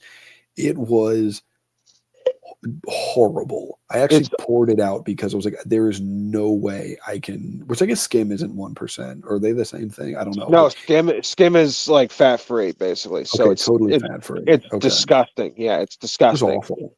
Yeah, I and couldn't like drink it. the only application it's really good for is probably like cereal, because like then it's like at that point it's like 80% sugar, so it's like you wouldn't even like yeah, you wouldn't even really realize there's a taste difference because it's just all sugar water at that point. But yeah, That's a dude, fair point. that's the only way it's palatable, and that's probably the only time people have use for it, where they just like they have it in their cereal and then they're just like, oh, I don't really taste the difference. Like, yeah, because the Cocoa Puff water has become like just pure sugar for you, so it's like you've lost out any other taste from it. But have a glass of it on your own and you're not going to be able to finish it. It's Yeah, disgusting. That stuff is disgusting, dude. Yeah.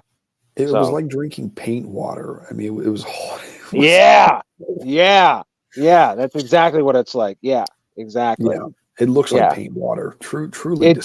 disgusting. It does. Yeah. Well, So yeah, to quote Van Gogh, this is the last thing he said before he died. He said, "I don't know if I'm dipping my brush in paint in the paintbrush, or if I'm dipping it in absinthe, or if I'm dipping it in the milk jug." So famous last words.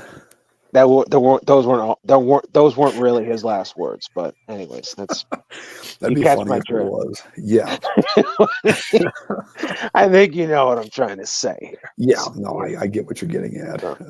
Yeah. You smell what I'm stepping in. So yeah. Yeah. All right, folks. Thanks everybody again. Yeah, KF says, watch our man RFK swoop in and get rid of that bluish swill you call skim milk. I hope so. I Yo, hope so. That should be for first real. order of business before they ban Red 40. Because Red 3 is banned. I want Red 40 banned, but yeah, ban skim milk and then get to Red 40 and Blue 7 and whatever else. So Don't ban Blue Monday though. yeah. No banning of Blue Monday. I'm gonna freak out if he bans Blue Monday, dude. Hopefully he doesn't ban Moxie. Hopefully Moxie can stay. But Yeah, exactly. all right, folks. Y'all have a good night, and we'll be back sometime soon. I'll come out of hibernation, and we'll do it again. So y'all have a good night. Thanks, Matty, for having me on, buddy. God bless. Absolutely. And God bless all y'all.